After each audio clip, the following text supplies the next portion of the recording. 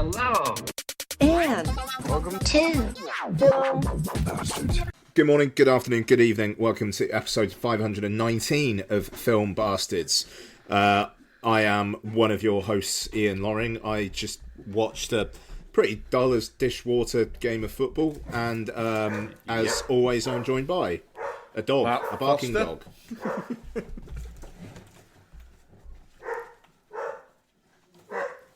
You need to see your name, Becky. Oh, Becky Foster. Hello, everybody.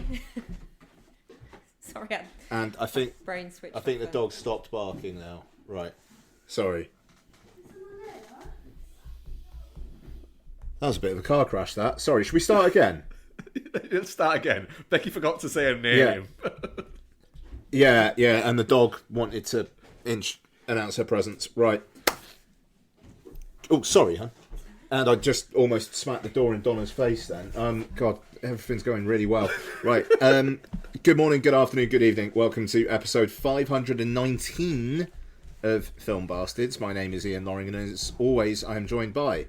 Matt Foster, hello everybody. And Becky Foster. Hello, everybody. Hello, one and all. We are very out of practice, and we just had to re-record this introduction. So, it has been about 2 weeks since we recorded, and so we have got a plethora of main review content for you this week, if that is a plural. I suppose it is. Plethora. Plethora. Yeah, definitely needs more than one. Plethora. We have a plethora of content. Content, not content. I was... right, so...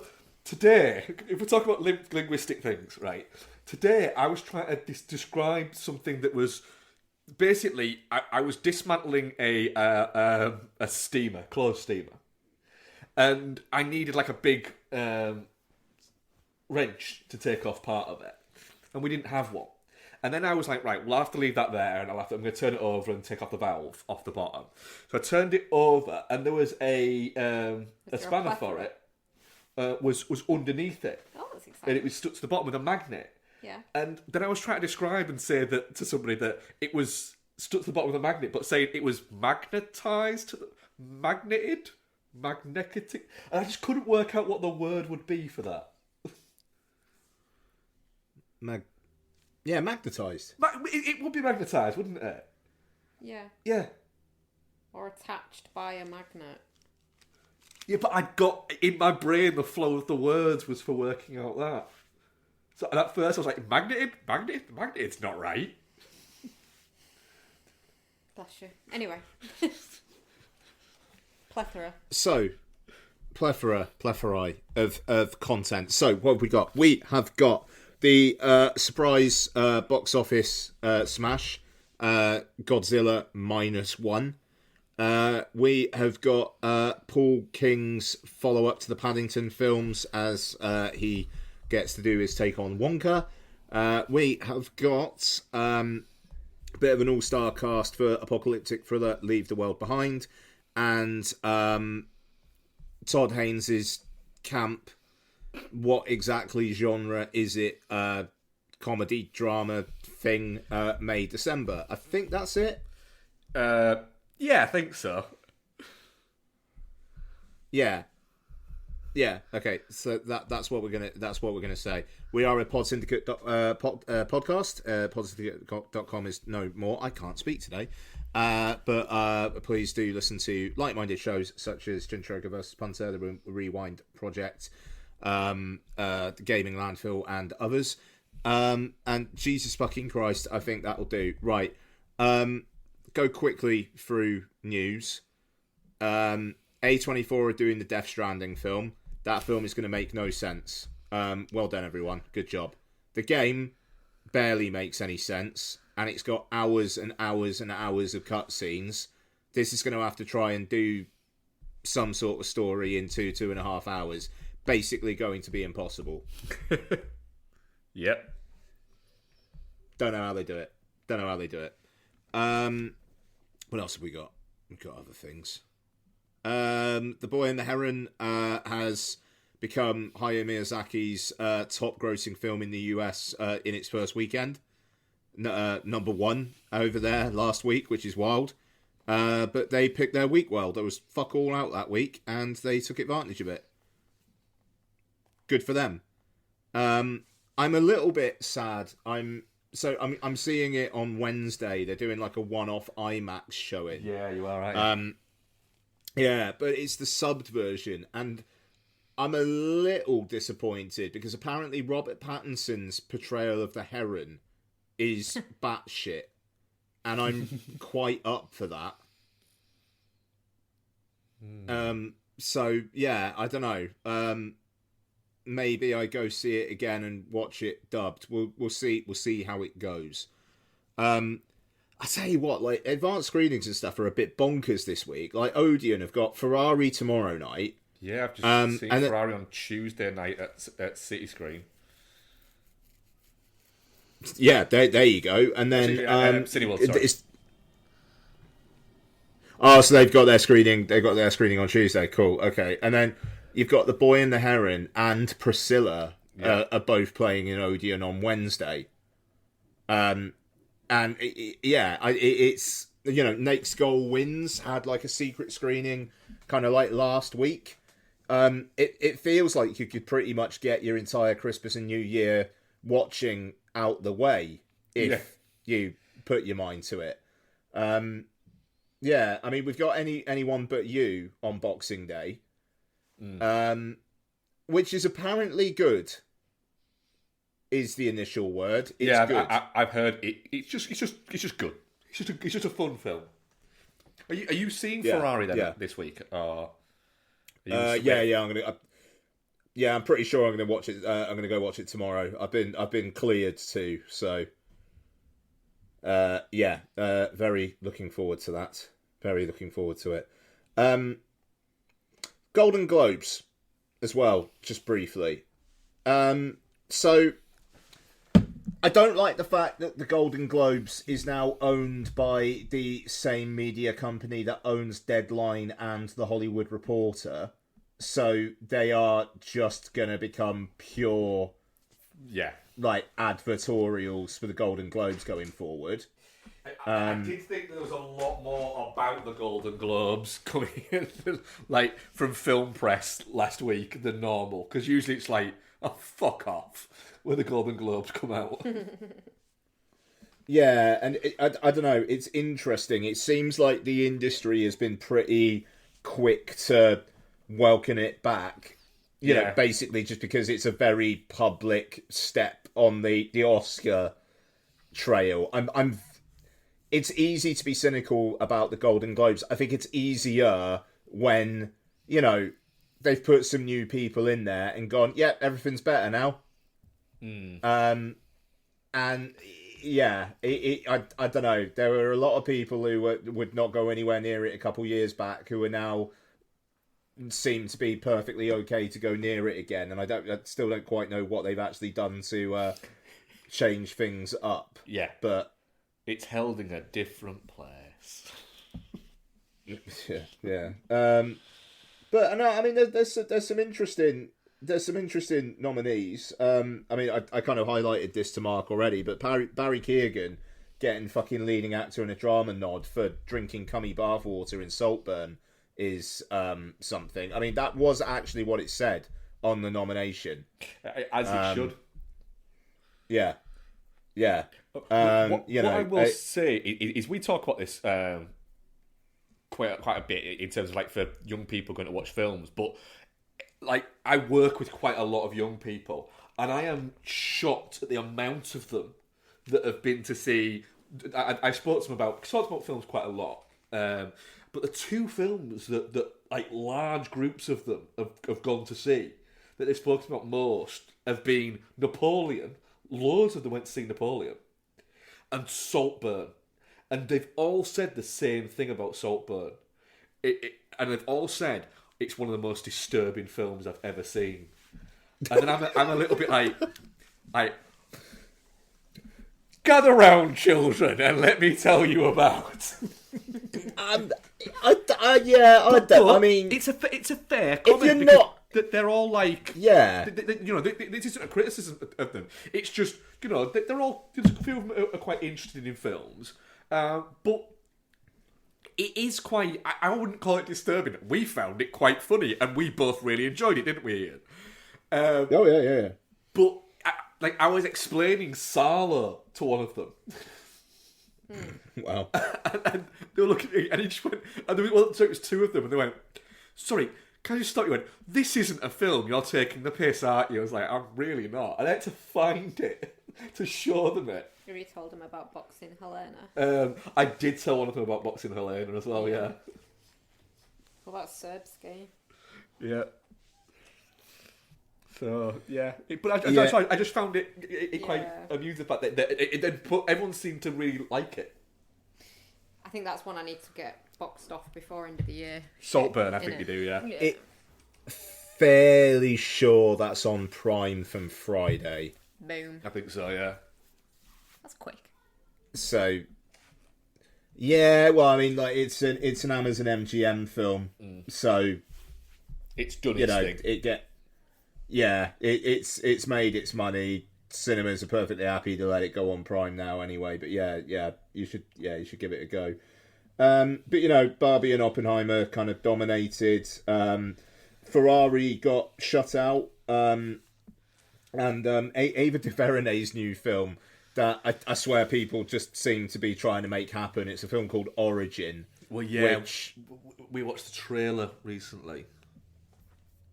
Like today, and it slight spoiler for trailers, but it's just Ava DuVernay needs to stop just making films that she thinks are really important, because now it just feels cynical. It doesn't feel like she's trying to portray anything. It just seems like she's desperately trying to show how much she thinks about things. She needs a hit. Is what and I think she was obviously trying for that with A Wrinkle in Time, but that film is just batshit. But again, that feels like a film made by someone who doesn't know kids. It's like, kids will like this, will they? Yeah. Have you met children? Yeah. Well, no, quite. Exactly. But anyway, Golden Globes Sunday, January 7th. Real fucking soon. So yeah, there you go. And I think the Oscars aren't until March. I think I want to say they're like the Sunday after I come back from Bahrain. I think it is. I think they are March this year. Yeah, I think it's the first week. 10th, second weekend in March. Yeah, it's that Sunday then. Right. Okay. Cool. Oh, I might not be able to get that Monday off work. Well, we'll talk about it. Right, okay. So let's move on. Let's talk some trailers. There have been trailers. I will just say, Eddie Murphy looks awake in Beverly Hills Cop Axel Foley. Have you seen the thing about the jacket? No. So he's wearing the Detroit jacket in it. Yeah. Apparently, he's not happy about that. Why? What about the fact you could see him wearing the jacket in the trailer? No, the fact that he had they brought the jacket back. Apparently, he was a bit like, I don't see the point. Why would he still have that jacket? It's a fair comment. And they're saying, well, it's his jacket. He went, does anybody associate Axel Foley with that jacket? I just don't think they do. He said, but they insist I wear the jacket, but I don't know. I wore the jacket in the end because they convinced me to wear the jacket. But I just don't think Axel Foley would still have that jacket. I just think he'd have changed jackets by now. He raised a good point. I There can we agree on go. this, man. And then they said, well, why did you wait? He said, well, I'm a professional. And they said, wear the jacket. I made my comment. And they went, we'd still like you to wear the jacket. And he went, fine, I'll wear the jacket. Fair. Right. Who's this fucker directing it? Mark Malloy. I love the fact that his thing was just, I'm a professional. They said, wear the jacket. I'll wear the jacket. Yeah. Oh, It feels a little bit like they went, Eddie, we'll give you 50 quid. And he's gone, I'll wear the jacket. Fucking hell. Right. The director, feature film debut. Wow. Previously directed commercials. Shit, yeah. Yep. The thing is about this, the trailer's not great. It looks like a Netflix film. It looks like if you took Beverly Hills Cop 2 and then just like watched it on half speed. I'll say right now, Kevin Bacon, fake bad guy. Joseph Gordon-Levitt, actual bad guy. Oh yeah, yeah. But I am looking forward to Joseph Gordon-Levitt and Eddie Murphy kind of bouncing off each other. Because I have a feeling that could work. Yeah, maybe. I mean, it looks fine. Yeah, that's it. It looks fine. Again, there's got to. It's just there's got to be a reason Paramount were like, yeah, fuck it, let Netflix have it. I just think that they just thought, you know what, we just can't be bothered.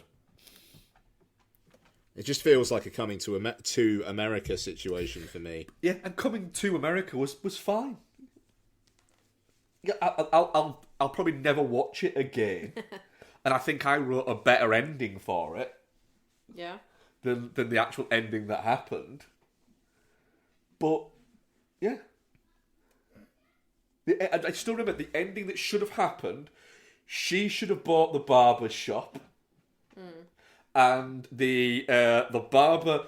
The last thing of it should have been, well, why you sold the shop, and it should have been him saying, because I sold my brownstone for $4 million. Because he says at one point in it, my brownstone's worth $4 million. And they're like, your brownstone is worth shit. You remember that film significantly better than I do.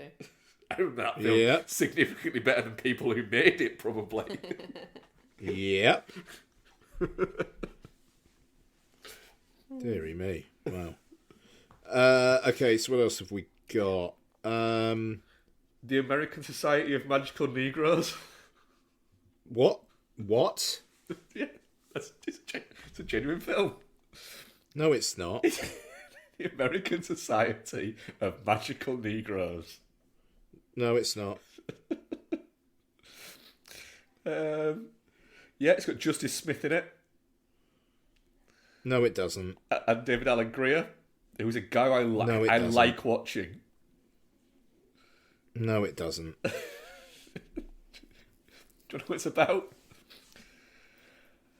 Aaron is recruited to a secret society of magical black people who dedicate their lives to the cause of utmost importance. Do you know what the utmost important is? Making sure white folks feel comfortable. Because when a white person doesn't feel comfortable, bad shit happens to Negroes. That is literally in the trailer, isn't it? Basically it, yeah. Yeah. I don't necessarily feel comfortable with this film. They addressed what is it in the trailer? Yeah. The thing is, I will watch it for the simple fact is it doesn't look very good, is what I'll say. Do you like Justice Smith? But I really think Justice Smith is a really fucking charismatic, watchable screen presence. My parents, on my recommendation, after telling them that I've watched it like 4 times already this year, watched Dungeons and Dragons again last night. Nice. Just out there advocating the shit out of it. Are we saving like the big one for you to get angry about, Ian? What am I getting angry about? Fuck it, let's do it now, because I don't think I've actually seen that many more, to be honest. Well, there's Dune Part 2. I'm not going to get angry about that. No, Dune just looks fucking great, doesn't it? I kind of want it just to happen now. I just want to inject it into my fucking brain. Yeah. 1st of March. Yeah, it's not long. It's not long now. They're starting to ramp up like the promotional beats for it as well. Wasn't it supposed to be like now? We should have seen it by now, yeah. I want it. It's weird that like it's not often that you get a film that's significantly better than the book. No. This is significantly better than the book. Yes. In my opinion. Don't get angry with me, people. But Frank Herbert can fuck off. What else have we got? Right, fuck it, I'm going to say it. Ian, if... Yeah. From the imagination of John Krasinski. Oh, fuck, I blocked that out. Right, yeah. From the imagination of John Krasinski comes imaginary friends that it looks like if you typed in imaginary friends into Google, you'd get them in image searches. Yes, it genuinely is. If you were to throw it into an AI fucking generated thing and said, create me some imaginary friends, these would be the ones that it would do, including the one that's invisible.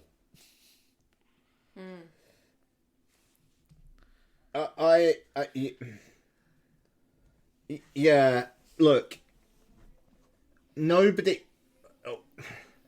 from the imagination of John Krasinski.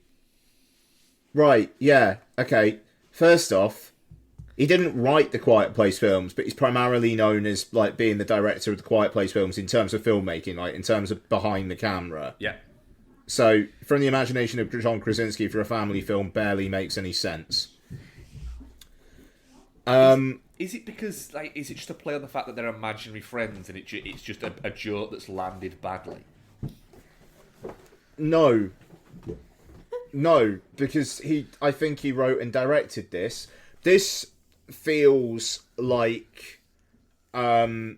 Megorium's Wonder Emporium. Yeah. Or, like, I don't know, what's another hubristic family film where it's like, I wanted to make something for my kids. It's got I wanted to make something my kids could enjoy energy to it. Yeah. Doolittle. Yeah, that's a good shout as well. It'd be great if John Krasinski could fuck off. That's all. There is all. There is a little bit of an element of that, yeah. I want the film to be bad. Like that's the thing. I want people to not have a good time with it because I want him to go away. You mean tall, handsome American film and television star John Krasinski? Oh, duh. He can't Right. can't do that. He's no Tom Atkins. He's no Tom Atkins. The moment he did that Some Good News thing during COVID, Yeah. and then ended up selling the concept to like some fucking network or internet company or something. What it Quibi or something like that he sold it to. Oh, I hope so. It was something like that. It was something. It wasn't quite Quibi. There was another one that happened around COVID time that made that Liam Hemsworth movie. You know that Liam Hemsworth movie that was basically like little 2-minute shorts, and then it's now on Prime as like an entire fucking movie put together. It might have been Quibi actually. Yeah, but that's who he sold it to. Yeah, I don't know. It's just, I think there's something so fucking insidious about making something just designed to lighten up people's lives for like 5 minutes at a time during a really fucking harrowing period for humanity, and then a month down the line selling the fucking idea. Yeah, it's weirdly, and I'm going to come to somebody who I normally wouldn't come to that much to defend, even though I don't actually mind him. But it's one of the reasons why, like Jamie Oliver said that his publishers were coming to him saying, right, and he said somebody actually said to me in a meeting, write the COVID cookbook. He said, and it's the only time in a professional meeting I've ever lost my temper. And I went, and he said, Jamie Oliver said, I turned to the guy and went, fuck off and get out of this room right now. Good. Yeah. I did those things because it was something I could do. It was something to keep me and my family, and I could share these ideas and just this time with people. I'm not going to write a fucking cookbook and make money off something that was horrible and that people had tough times with and died. You know. That surprises me with Jamie Oliver. But he was very much like, it was just for that. You know, it was off the cuff and it was there. But yeah, but like, you know, Krasinski just came up with an idea and then fucking sold it to a streaming service. An app streaming service. Decide if you're going to be in fucking Fantastic Four or fuck off. And I don't even want you to be in Fantastic Four. I just want you to just stop tickling everyone's fucking balls about it.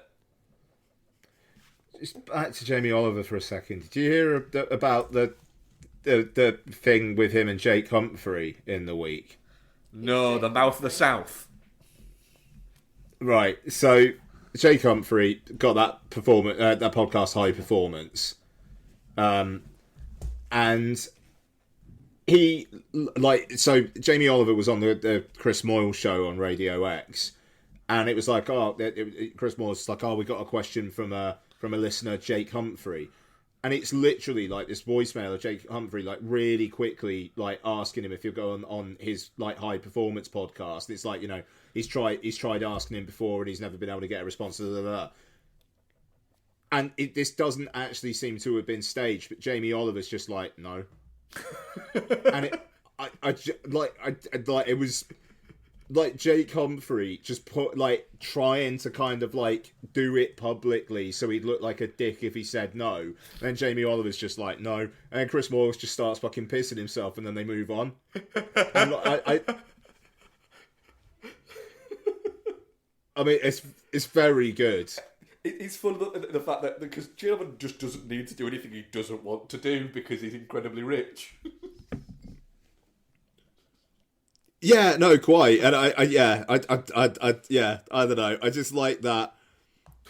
Actually, no, fuck you, fuck off. I do want to quickly just Google it just to make sure nothing's come out saying, actually they're mates and he's going to be on it next week or some shit. Here we go.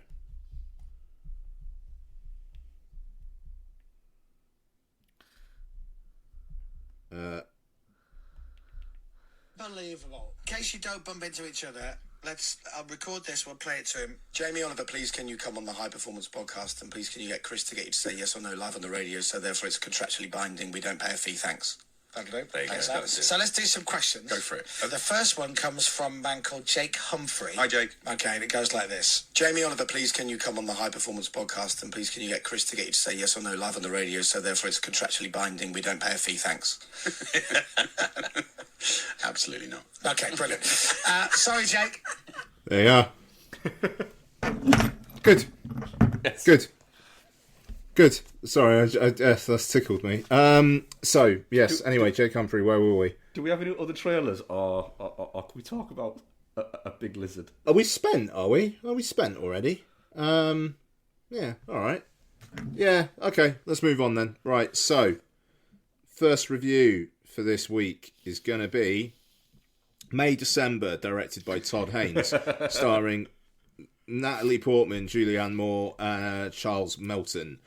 IMDb says 20 years after their notorious tabloid romance gripped the nation, a married couple buckles under pressure when an actress arrives to do a research for a film about their past. So, Todd Haynes is a divisive figure here on Film Bastards. Despite the fact that I only really love one of his films, but it's one that comes up quite often. May December, played at Cannes, very good reception. It's getting some awards buzz, kind of. Like, weirdly, Charles Melton seems to be getting most of it. Well, maybe not weirdly, just when, it's Natalie Portman and Julianne Moore. Becky, we'll start with you. May December, how do you take to it? I didn't finish it, so I think that says a lot. I was meant to finish it today, Oof. and my parents came round, and then they left, and I was like, I could watch May December when nothing has so far happened and Julianne Moore's putting on a funny voice, or I could decorate my How far through did you get? The son. Natalie Portman's talking to the lawyer in the diner, and the son's singing. Oh, and the singing son comes along. Okay, yeah. Honestly, it was just too low energy for me to give my time to. I was not enjoying it. I don't like Todd Haynes, apart from like the one good thing that he's done, which is Superstar, the Karen Carpenter story. You really like Superstar Karen Carpenter, I do. That, yeah. But that's only because it's innovative. Everything else he's done, like, nah. And I don't really like his sympathetic take on grooming, so I've decided to dip on this one. Apologies. Okay, all right, no worries at all. Mark? Right. The thing is, I didn't dislike May to December. Sorry, May December, not. I keep saying May to December. And there's one really, really good performance in May December. But it literally should be called May December, the movie where nothing happens. Because... I don't think it would sell very well if it was called that. but at least it would be true. Nothing happens. Like, nothing happens at all. And it kind of teases that things are going to happen. But then nothing happens. And then it finishes. And the end of it is just... It just feels so... Please get over yourself. And the thing is, it's such a shame because Natalie Portman is fantastic in it. Is she? Does she get better? She's in it then? brilliant. Because she's just like a fucking she's blank page up to the point where I watched it. The guy that played the kid that got groomed was, but as an adult, was the best thing in it up to where I saw it. Everyone keeps saying that, and I thought he was crap. No, I thought Natalie Portman was fantastic in this, and this is coming from me, who usually has problems with Natalie Portman. But I thought she was great, and into this way that she's kind of like secretly prodding at them all, just to get a little bit more information out of them, and just kind of everything she's doing is not even to be a dick. It's just because in her mind it's part of the process that she needs to play this character, is to kind of get these emotions out of them. But beyond that, just nothing happens. It's just it's like I think like you said before, Ian, there isn't even a genre doesn't even break out in it. Is it like Slice of Life? No, it's just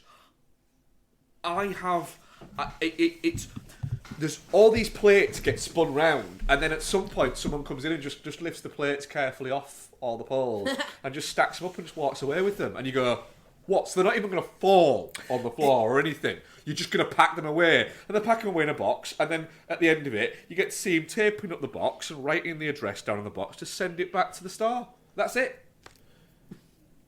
Yeah, I don't know, because, I mean, it's... Some stuff does develop in the second half, you know, like Natalie Portman's almost just like gossipy bitch who really lives for the drama.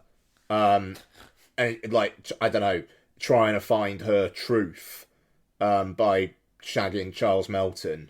Even that happens, and then just literally she wipes away his, what is it, from between her legs, and then they have a bit of an argument, but not even about that, just because she's a bit like, I kind of just want you to go now. So is she just doing it to like get in character? Yeah, basically.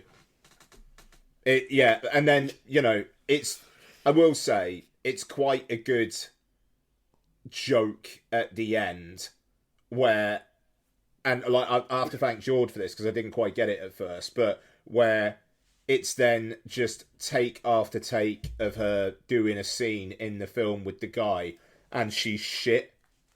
Yeah, and it's like all this kind of work and all this kind of like drama and intrigue and research, and then she's shit. But then they hint at that throughout the film, that she's actually a crap actress who's in trashy bits, and you think that throughout the entirety of it that it's going to be like this. This is her breakout. Yeah, because they're talking. But this is like a serious independent movie. Because they're talking at other points about this TV movie that's being made, and they even show bunny ears footage from the TV movie. So you're thinking, right, this is the real story. And then you find out it just looks as trashy as the TV movie. Yeah. And you know, Charles Melton, there's some kind of interesting stuff there where, you know, and people have been talking about this a lot, but it's like he's kind of like emotionally stunted, and he's kind of walking around hunched and whatnot, and I think he's actually really good. The scene where he's getting high with his kid and he's just freaking the fuck out, I thought was good. I thought he was good. The performances are decent. Like Julianne Moore is decent. Yeah, I agree with that. Julianne Moore is very good, but she just doesn't really have that much to do. No, it's just she's it kind of turns out through the film a bit of a bitch. Yeah, which she's a manipulative dickhead. Yeah, But she's never enough of a manipulative dickhead to get A, she never gets her comeuppance, or B, she never gets to lord it over anybody. You get that little bit of a scene of her saying, "Oh, you didn't believe that crap, that disgusting lie about my brothers, did you?" But even that isn't a bit of a... It's just a bit of a... someone just said something kind of thing. And I was really enjoying it to a point, about sort of halfway through. And I was like, I'm really enjoying the tension that this is building, that something's going to go on. And then it just felt a bit flat after that. Yeah. You know, even the bit when it goes somewhere where you had the two scenes where Julianne Moore is basically saying to him, but who's in control, was it? Yeah. She keeps saying something. I think it's who's in control. I might be saying the wrong phrase there. And she just keeps saying it to him. And she does it like early on and then does it later on. And he's there going, "What? I don't know what you're talking about," both times. Like, she's desperately trying to get him to admit that it was him. But anytime he seems to be... Anytime they seem to be alone together, she seems to be like emotionally unstable. Like, she'll just start crying for no reason. And it's a really weird one. That I don't know if it's intentional within the film or not, but it is very much that she plays to everything. But even the point of them saying, you know, that she still lives in the same place, you know, why should she leave? It's like, well, even the town seemed to just kind of be all right with her. But then you have the lawyer saying, "Oh no, it's just certain people." It's like, but why those certain people? Didn't she get sent like shit through the mail at the beginning? Yeah, but again, just nothing ever goes anywhere. Yeah. These plates just get taken off the sticks and piled up nicely. And the way that the first 5-10 minutes where that score is like going off, and you've got Julianne Moore, the "we don't have enough hot dogs" moment, where in isolation, the thing is, if it did more of that, I kind of get it. But like, that's just this really odd laugh moment, which doesn't happen again all that much, or at least not in that kind of like wang it in your face kind of obvious you're supposed to laugh at this. And you know, I mean, like Todd Haynes has said, like, there is shit in this film that you are supposed to laugh at, but then there's also a lot of very, very, very serious stuff as well, like drama as well. But by the end of it, you're right, Mark. It's just at a place where you just go, and? Yeah, that's it. And it just feels a little bit wasted, the fact that you've got, you know, really talented people in it, really good performances, of a story that just doesn't seem to actually... It seems so desperate to not try and explore the actual crux of the story or pass any judgment on it or even really discuss it in any way at all. You know, and I know I joked about it leading up to the film, that it was basically, it was the what happened, it's the spiritual sequel to That's My Boy, for that. But weirdly, the Adam Sandler movie That's My Boy deals with the morality of this situation better than this film. And that isn't something I genuinely thought I would say. Yeah. No, and also, right, at least though. shit happens in that film. It's not good shit, but stuff happens. Fair enough. But I mean, like, the performances are good.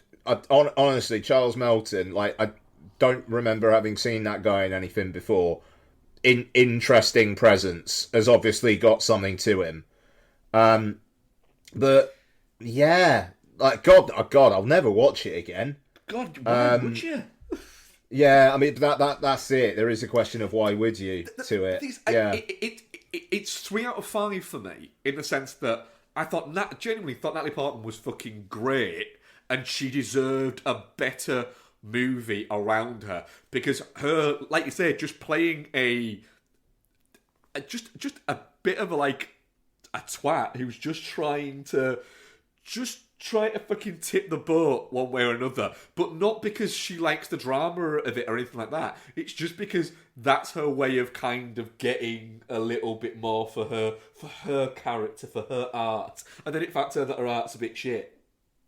Yeah. It's just, yeah, and the fact that she starts gradually talking a little bit more like Julianne Moore. But then the weird thing there is that you said there, Bex, in the part that you watched, what they had to do there was Julianne Moore had to put on a voice so that they could both try and mimic the same voice.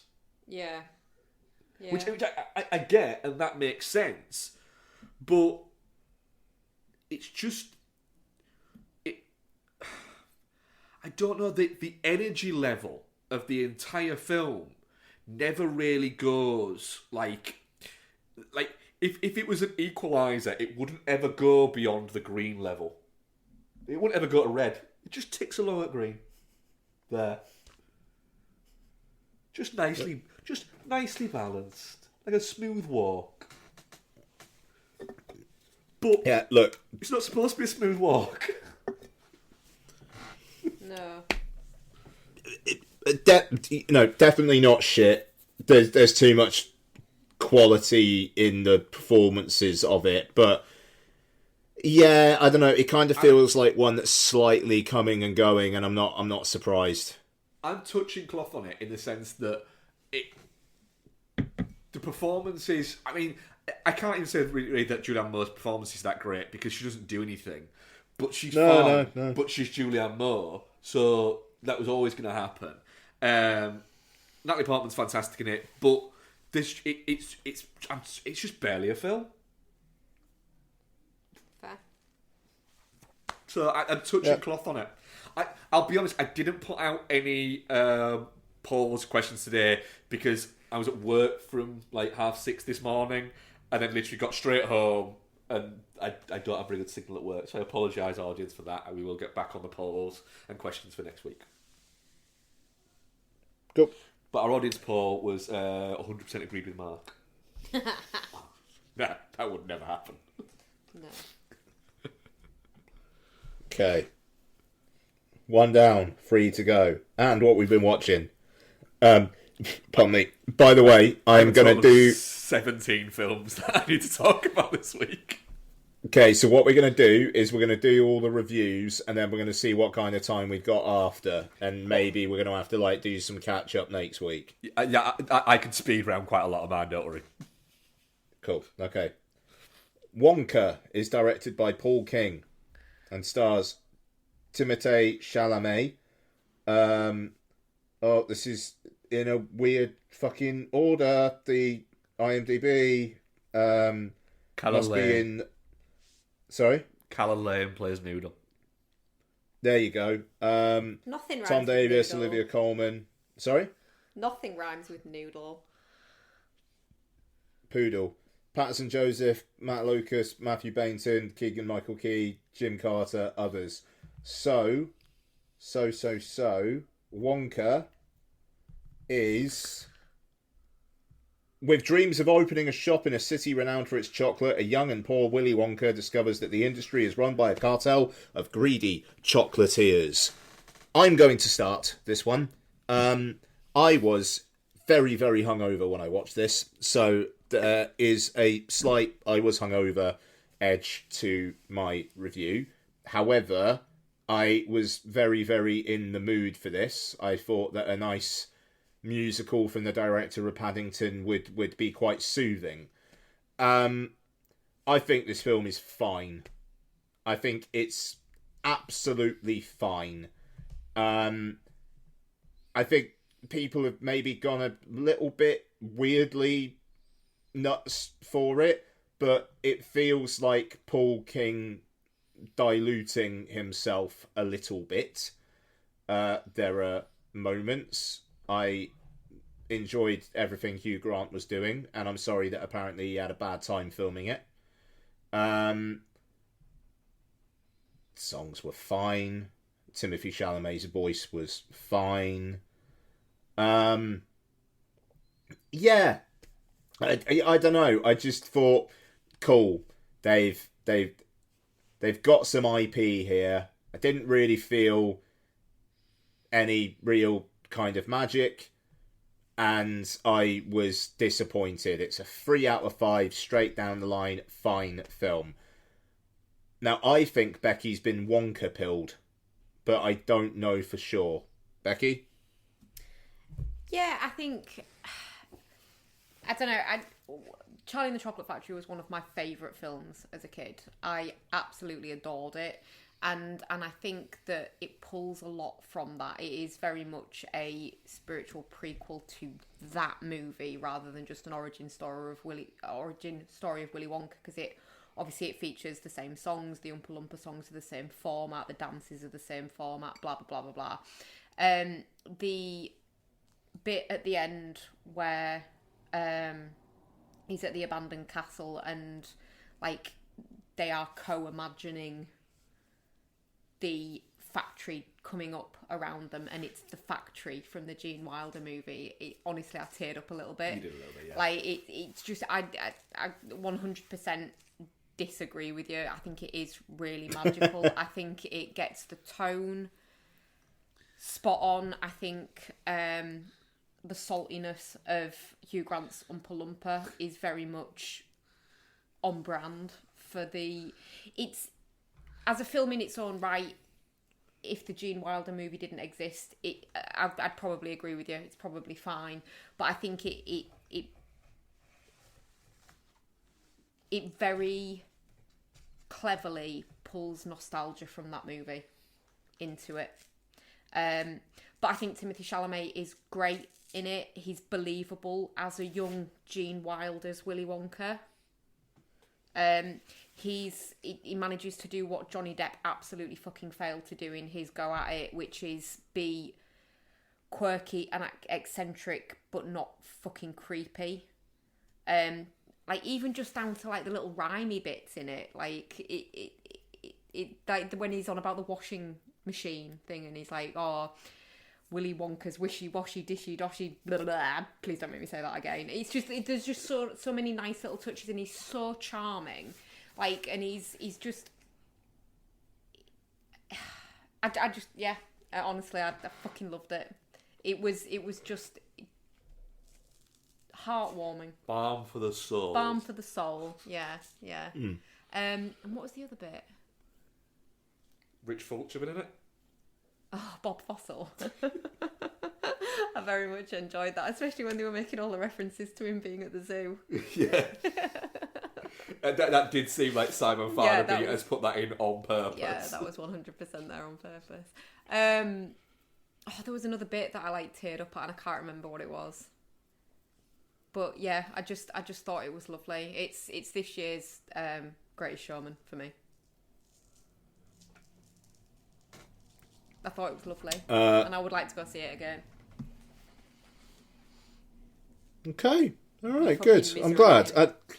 Yeah, and this is the thing. I think, you know, it's not universally beloved. I don't think I'm the only it's fine voice out there, which is something. But yeah. Apparently on this one, overall, I have been. But Mark, where are you landing? The thing is, I really enjoyed it. I admit it probably lacks a banger. I think the songs are all okay, decent. I don't think there's any one where I was watching, where I was when we were watching it, I was thinking, yeah, this is what I'll probably try and just fucking mentally skip when we rewatch it. But I could very much feel Neil Hannon's footprint on it, lyrically. But then again, I think part of that is, unfortunately, I don't think there is an absolute, this is a fucking stone cold banger of a song. I think as well, I always find it interesting the fact that I think people think that Timothy Chalamet is different to what he is. I think people think that Timothy Chalamet is almost like this mildly sort of like pretentious and quite quiet and thoughtful actor, and he's not. He's a very good actor, and he's all that, but he is game for a bit of a laugh, and he's fun, and he's charismatic, and that's what he is in this. I think you expect really good actors to be quite self-serious. Yeah, and he's not. He's just a really good actor who isn't. But like, you look at like the last few years for him, you've got Dune, Bones and All, and then this. Yeah. Like, so diverse, but he slays in every single one. it's the relationship he has with Noodle. with Carlane. There, he has that. It's almost like this big brotherly relationship that he's got with her. Yeah. Where he's just, and he's. I think. I like the fact that we've mentioned it before. The recent trend of nice core that Ted Lasso has brought our way, and I think that Paul King is very into that. Yeah. And I also like that it's an unabashed. It's a family film that Paul King wants kids to enjoy as more than he wants the adults to enjoy it. Yeah, I'd have loved this as a kid. I'd loved it as a kid. I enjoyed it as an adult. I think adults will enjoy it, but he's very much. He makes family films. There's there is the occasional bit that one for the grown-ups bit, but it's not littered with them, and it's not just that. And it's clever. Sam Fallon is a clever writer in this. The horrible histories thing that he's written over time. He's a Boosh guy as well, isn't he? Yeah. Yeah. From that, I don't like Willy Wonka. I don't really like Roald Dahl stories in general. Even take away the fact that I don't like Roald Dahl. I don't like his stories. They're too quintessentially British for me, and I don't like that. It's not a vibe that I tang with. But I had a good time with it. It's not fucking amazing or anything like that, but I had a fun enough time with it. I like the fact that it's in and out in under 2 hours. It's rare now for a movie like this to not be 2 hours 15 minutes long. Yeah. I thought Keegan-Michael Key was great as the copper guy. I thought he was really good fun. Yeah. The other bit, though, is the word chocolate is just an odd word to hear and be said that often. It's a bit of a word. Like some people are weird about the word moist. Yeah. Yeah, chocolate for me is a little bit like, can we stop saying it? Because it's making my teeth itch a bit now. And it's a movie literally about chocolate. What's wrong with chocolate? I don't know. It just starts to. It starts to make me recoil a little bit. Chocolate. Yeah. Chocolate. Yes. Chocolate. Fuck off. But yeah, there's a little bit of that. It becomes nails on chalkboard a little bit for me. Do you not like eating chocolate? I'm not even that big a chocolate fan. Is it the smell of chocolate or is it the taste of chocolate? Don't mind the smell because I come from York and you can't exactly fucking get away from it, can No, you? you can't, no. Especially if you grew up where I grew up. Yeah, like down the road. Down the road from a literal chocolate factory, and so the entire air smelled of chocolate for pretty much all of the time. I feel like Roundtree. What chocolate did the chocolate factory make? It's the Roundtree's factory. And what chocolate did they make? You had I don't know what distinctive chocolate they make, times, Mark. where it was different things. So sometimes you get the mint aero in the air. And that's got chocolate Some in it. times you get... I know what you're doing, guys. And sometimes you get like the Yorkie smell in the air, wouldn't That's you? real chocolate. That's real... That's just chocolate. Chocolate. It's like Yeah. solid chocolate. It is solid like chocolate. But the Aero chocolate's got a really nice texture for chocolate. Yeah. Like the bubbly chocolate's really... So you Yeah, see- I like that I know what chocolate. you're doing, and it's working, frankly. So... I feel like Roundtree's was probably not quite as magical as Wonka's chocolate factory. No, it's not. I didn't even know Roundtree's chocolate was chocolate, but I know Cadbury chocolate. Sometimes people call that fake chocolate because there's not enough cocoa in that chocolate. Yeah, there's too much fucking milk in it. Well, Roundtree's chocolate factory is not Roundtree's chocolate factory anymore. It's Nestle, isn't it? Nestle chocolate factory. Yeah, it's Nestle. Oh, it's Nestle chocolate. And now it's Their it's not chocolate's proper chocolate. proper chocolate. But now it's not even.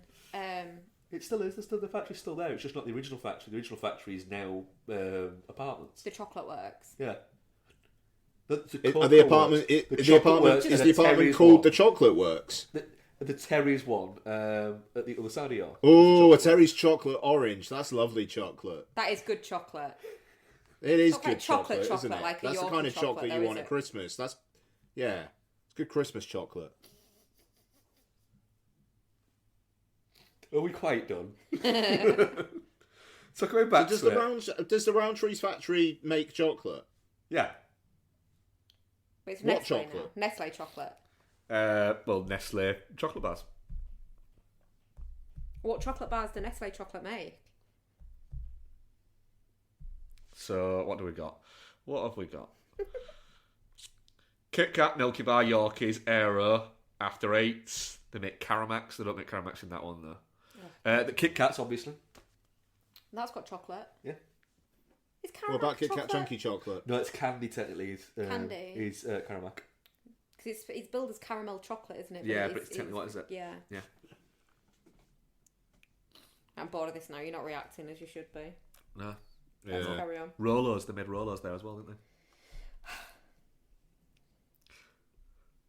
So yeah, Wonka. I enjoyed it. It was fun.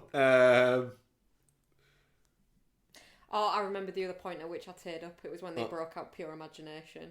It was quite well held back. Yeah, it was. Yeah, but it was tinkled throughout the whole Yeah. movie, and it was just a fucking treat. I mean, it's Much like a coveted bar of chocolate. it's not the best use of just dropping a familiar soundtrack into things that we're going to talk about this week, but it's pretty good. Okay. Olivia Colman, like the fact that she is just full blown.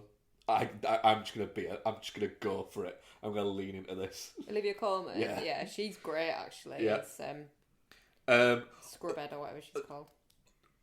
Also, can people stop casting Rowan Atkinson in things? Yeah, he wasn't great, was he? He's not been great for 30 years. It's just Americans really like Mr. Bean, so they know him. Why? I don't know. Mr. Bean's weirdly massive in America. That's weird. It's about the fact that we just don't care in this country.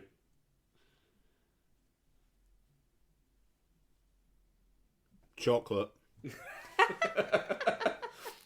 I'm definitely not shit on Wonka. Yeah, definitely 100% not shit. Ian, you're a misery. Hey, I'm saying definitely not shit. It's Yeah, just but- it's fine. You need to watch it unhungover It's with some chocolate. kind of a mediocre chocolate bar. So what's the medium level of chocolate bar then? What are the gods Like tier your chocolate bang bars? average chocolate bar. Yeah, your bang average chocolate bar. I think I've got it. Go on. Galaxy Ripple.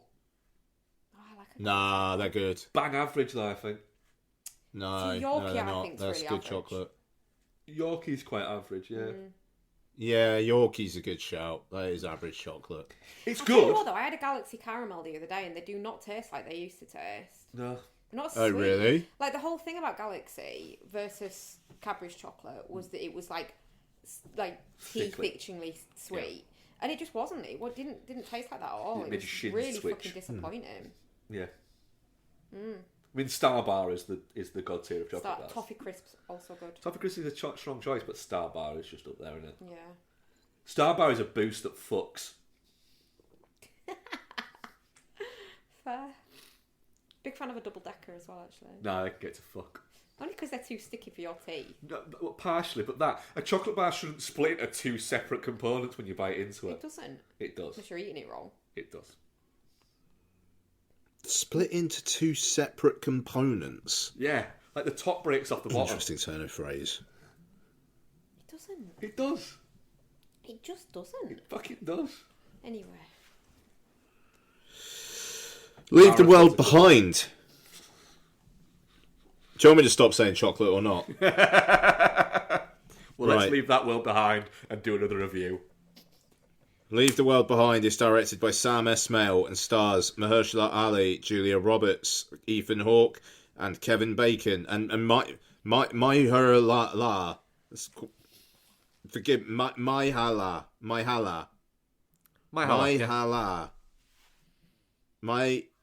Hala. Oh, it's fucking... It's what's it, Oliver again? It's Journey Smollett, Oliver again. Journey Smollett. My Hala.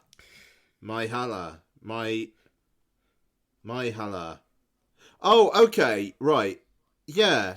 Because I just seen that she was in Bodies, and I don't remember seeing My Hala in the credits, but she was My Hala Herald. So she's now... My Hala. She's now known as My Hala. My Hala. Right, My Hala. Right. What's this about? What's it about? A family's getaway to a luxurious rental home takes an ominous turn when a cyber attack knocks out their devices and two strangers appear at their door. Mark. Yes. Leave the World Behind. It's long. It's got a good ending. What did you think about before that? It's just a bit crap. Mahershala Ali's good. Ethan Hawke's good. Julia Roberts just essentially plays the embodiment of Karen. And Mayala just seems to just be a bit... I just don't think... I think the female writing in this story is bad. I feel like she's the only one, though, that feels like a real person. No, she doesn't. She's the only one that feels remotely like a real person. I don't know. All I was thinking throughout, we're all spoilers all the time, was I fucking hope that this film ends with that kid just fucking on her own, and that the film ends with her watching the last episode of Friends. And it did. And I was like, I'm fine with that, but I didn't need 2.25 hours to fucking get to nowhere. It's just a little bit... It's a little... I think we've said all this before. It's a little bit And the movie. Yeah. Just... So this is another one that my parents watched on my recommendation, and my dad said, "Yeah, but you'd just need to be Kevin Bacon, though, wouldn't you? You'd have to defend like what you had." And I was like, "No, you've missed the point there, Dad." Yeah. Although maybe be a bit Kevin Bacon. You'd want a gun. We seem to spend an awful lot of time with these characters to kind of just sort of see how they'd interact, but then they were boring characters. Yeah. I didn't want to spend that much time with them. You know, It is funny how you've the got only that weird little middle bit where it's almost like they're going like Ethan Hawke and Mayala go off and get baked together on a vape pen, and it's, you know, there's a little bit of, oh well, you know, there's a little bit of flirtiness, and then they get pissed and there's a little bit of flirtiness, and it's just like, why? Yeah, I'm sorry, Mahershala Ali is too handsome a man to look at fucking ratchet-looking Julia Roberts. Just don't get it. Especially when she's been an absolute cunt from the get-go. What do you think of it, Ian? Yeah, I mean, I don't know. I thought it was okay. You know, it had its moments. I don't know. It was kind of like elevated, or like seeming wanting to be elevated Shyamalan. Yeah. You know, it was kind of like Shyamalan and Jordan Peele, but not as good as the best bits of either. I did like that the only character who gets a solid character arc is that daughter. You mean new entry into the amazing IMDb biographies? Farrah Mackenzie. What do you mean? Listen to this. Farrah McKenzie's her mini biography on IMDb. This year, actress on the rise, Farrah McKenzie, is positioned to take the entertainment industry by storm. She has established herself as a seasoned player in film and television, captivating audiences worldwide through the dynamic and emotionally complex characters brought to life on screen. I think Hollywood can actually just fuck off.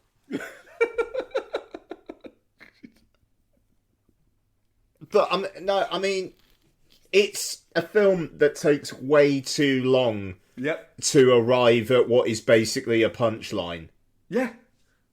It's a and it's a good punchline. It's a great punchline, but it would still have been as good if the movie was 105 minutes long, not 145 minutes long. Well, yeah. The lad with the radiation, like suddenly his teeth fall out.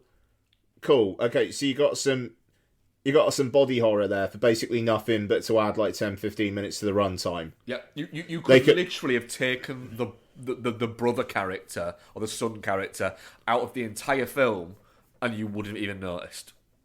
No, quite. But the oil tanker bit I thought was good. The general nihilistic tone, like I liked the whole. Oh shit, we forgot about a trailer. Fuck. Civil War. I haven't watched it yet. Oh no, I haven't watched it. No, Chris, I have watched it. I just forgot I watched it. Yeah. Which it just reminded me of this. I mean, yeah, for what it's worth, Alex Garland's Civil War. It kind of feels like it's not going to be that far away from what reality could be in the US in a couple of years, apart from the fact it's Texas and California teaming up. Aside from that, yeah, I don't know. I could already see people asking other people, yeah, but are you real? What kind of American are you? I don't think I want to watch that film because it's just, yeah, it's not fantastical enough. At least in the trailer, it's not. It looks really, really anxiety inducing, but in a way where only because it's kind of just close to fucking reality rather than actual like potential filmmaking skill. But we'll see, because Alex Garland makes interesting films. So, I mean, I'm looking at the IMDb for that. That runtime they've got listed on IMDb can't be right. Oh God, how long is it? 3 hours 15. No, absolutely not. That cannot be right. Absolutely not. Nah, no, can't be right. I'm not watching that film Carl for over 3 in hours. I mean, yeah, we like him. Yeah, it's got the fucking Gluss in it. The Gluss, yes, but no, I mean, yeah, Leave the World Behind. I don't know, man. I mean, it was fine. It was content. It feels like it wanted to be more than content, and but at the end of the day, it is just content. Yeah, and it's a good idea at the end there, like that realization. It's like fuck, it's a country kind of like its forces in the country doing it to us, like provoking ourselves. That's an interesting, quite chilling idea. But then 2 minutes later, it's right, okay, and here's the end of the film, and that girl's going to get to watch the last episode of Friends. Yeah. Which, right, okay, so what was the point of any of that then? Yeah, it is a little bit of that. And it thinks it's clever, then it's got a stupid ending. Joke ending. But I think that the ending is them again thinking they're clever, which is fine. But then you're also, as a viewer, you're watching it going, so what? So what? I mean, I think the entire movie was a bit so what. Like, I feel like it... I think the reason the tail end of it annoys me is that it tricks you. You've got all this tension and stuff, and you think there's going to be something interesting happen, and then it's just a kid watching Friends. And yeah, it feels a little bit like they spent the entire budget on the oil tanker scene, and that's in the first quarter of an hour of the movie. Definitely didn't use it on the CG for the deers. No, they definitely use it on the CG for the deers, because the CG for the deers in fucking Without a Paddle is better than this. And that's a fucking Matthew Lillard comedy from 20 years ago that only I've watched since. I mean, we've watched. We watched that a lot. But genuinely, the think about it, the fucking deer that scowls at Seth Green is better than the deers that are in this. But even that, it's a lot of ideas, but when you don't go anywhere with them, it's not ideas, it's just imagery that has nothing. I guess you're supposed to take from it. But what is there to take from the deers all appearing and surrounding them? You're asking your audience to fill in your blanks because you don't have an idea for what those blanks are. Well, I think from what I read something about it afterwards, and it was like, oh well, the animal kingdom come together and work together in the aftermath of something like this, whereas the human race just sows division. Nah, bollocks. Why would that make fucking flamingos go to a pool? It just wouldn't. Flamingos wouldn't go to a pool and go, oh, this chlorinated water that we've never been anywhere near is great, isn't it? No. It's nonsense. It's just, you know what? It's fine. No, it's fine if it's 105 minutes long, but it's not. It's 2 hours 20 minutes long. Yeah. You shouldn't. Again, it's that thing. If you're going to make a movie that ticks over 2 hours with including credits, before credits, you have to do fucking something to earn that. And this just doesn't. Apart from looking at it and going, Mahershala Ali can fucking dance. I knew that before this movie, that Mahershala Ali would be able to dance. Oh God, I'd forgotten completely about that dancing bit. Yeah. Oh, my soul died a little bit watching that. It was so painful to watch. Not for him. No, because he's Mahershala Ali, and he just seems like he'd be a really good dinner guest. Yeah, he'd really elevate it. He would, wouldn't he? Yeah. Hugh Grant, if you were to pick the people in this movie to have round for dinner or to go out for dinner with, it would be Mahershala Ali and Ethan Hawke, because Mahershala Ali would just be fascinating company. No. And Ethan Hawke would be when Mahershala Ali went right. Well, yeah, I need to get off because I'm up early and everything like that. Ethan Hawke would go, let's get fucked up. Yeah, I wouldn't have Mahershala Ali there. It'd be too intimidating. He's too fucking highbrow. He's a fucking good-looking man as well, He is isn't a he? good-looking man, yeah. He's a really good-looking dude. To be fair, though, so is Ethan Hawke. Ethan Hawke could get it. Ethan Hawke is good-looking in a there's a glint in the eye. Yeah. Mahershala Ali is just... He's one of those people you look at and go, man, the phrase, that motherfucker could wear a bin bag, is made for people like Mahershala Ali. Leads well behind. Yeah, it's shit. Actually, I'm going to go shit. Wow. I was touching cloth before. I think it's shit. I think I'm probably at touching cloth. I like that ending. Just like the ending's great. I don't know. You see it coming, and I just thought it was fucking funny. It was just like, yeah, all right, fine, just cut to I'll be there for you. Yeah. After you've just watched that for 2.25 hours. Probably lifted it up a half star for me, to be honest. It's the only reason why I gave it 2.5. It's touching cloth for me for one reason only, and that's because of the fucking Tesla cars taking revenge on their human overlords. That was pretty good. Content. Well done. Yeah. Well done, everyone. You made content. Right. Great process, guys. Well done. Maybe that should be a rating.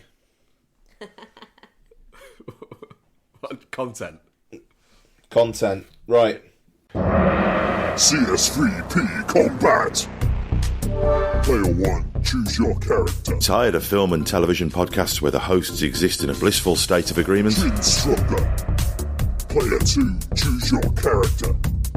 Well, you're in luck. Punter. Round 1, fight!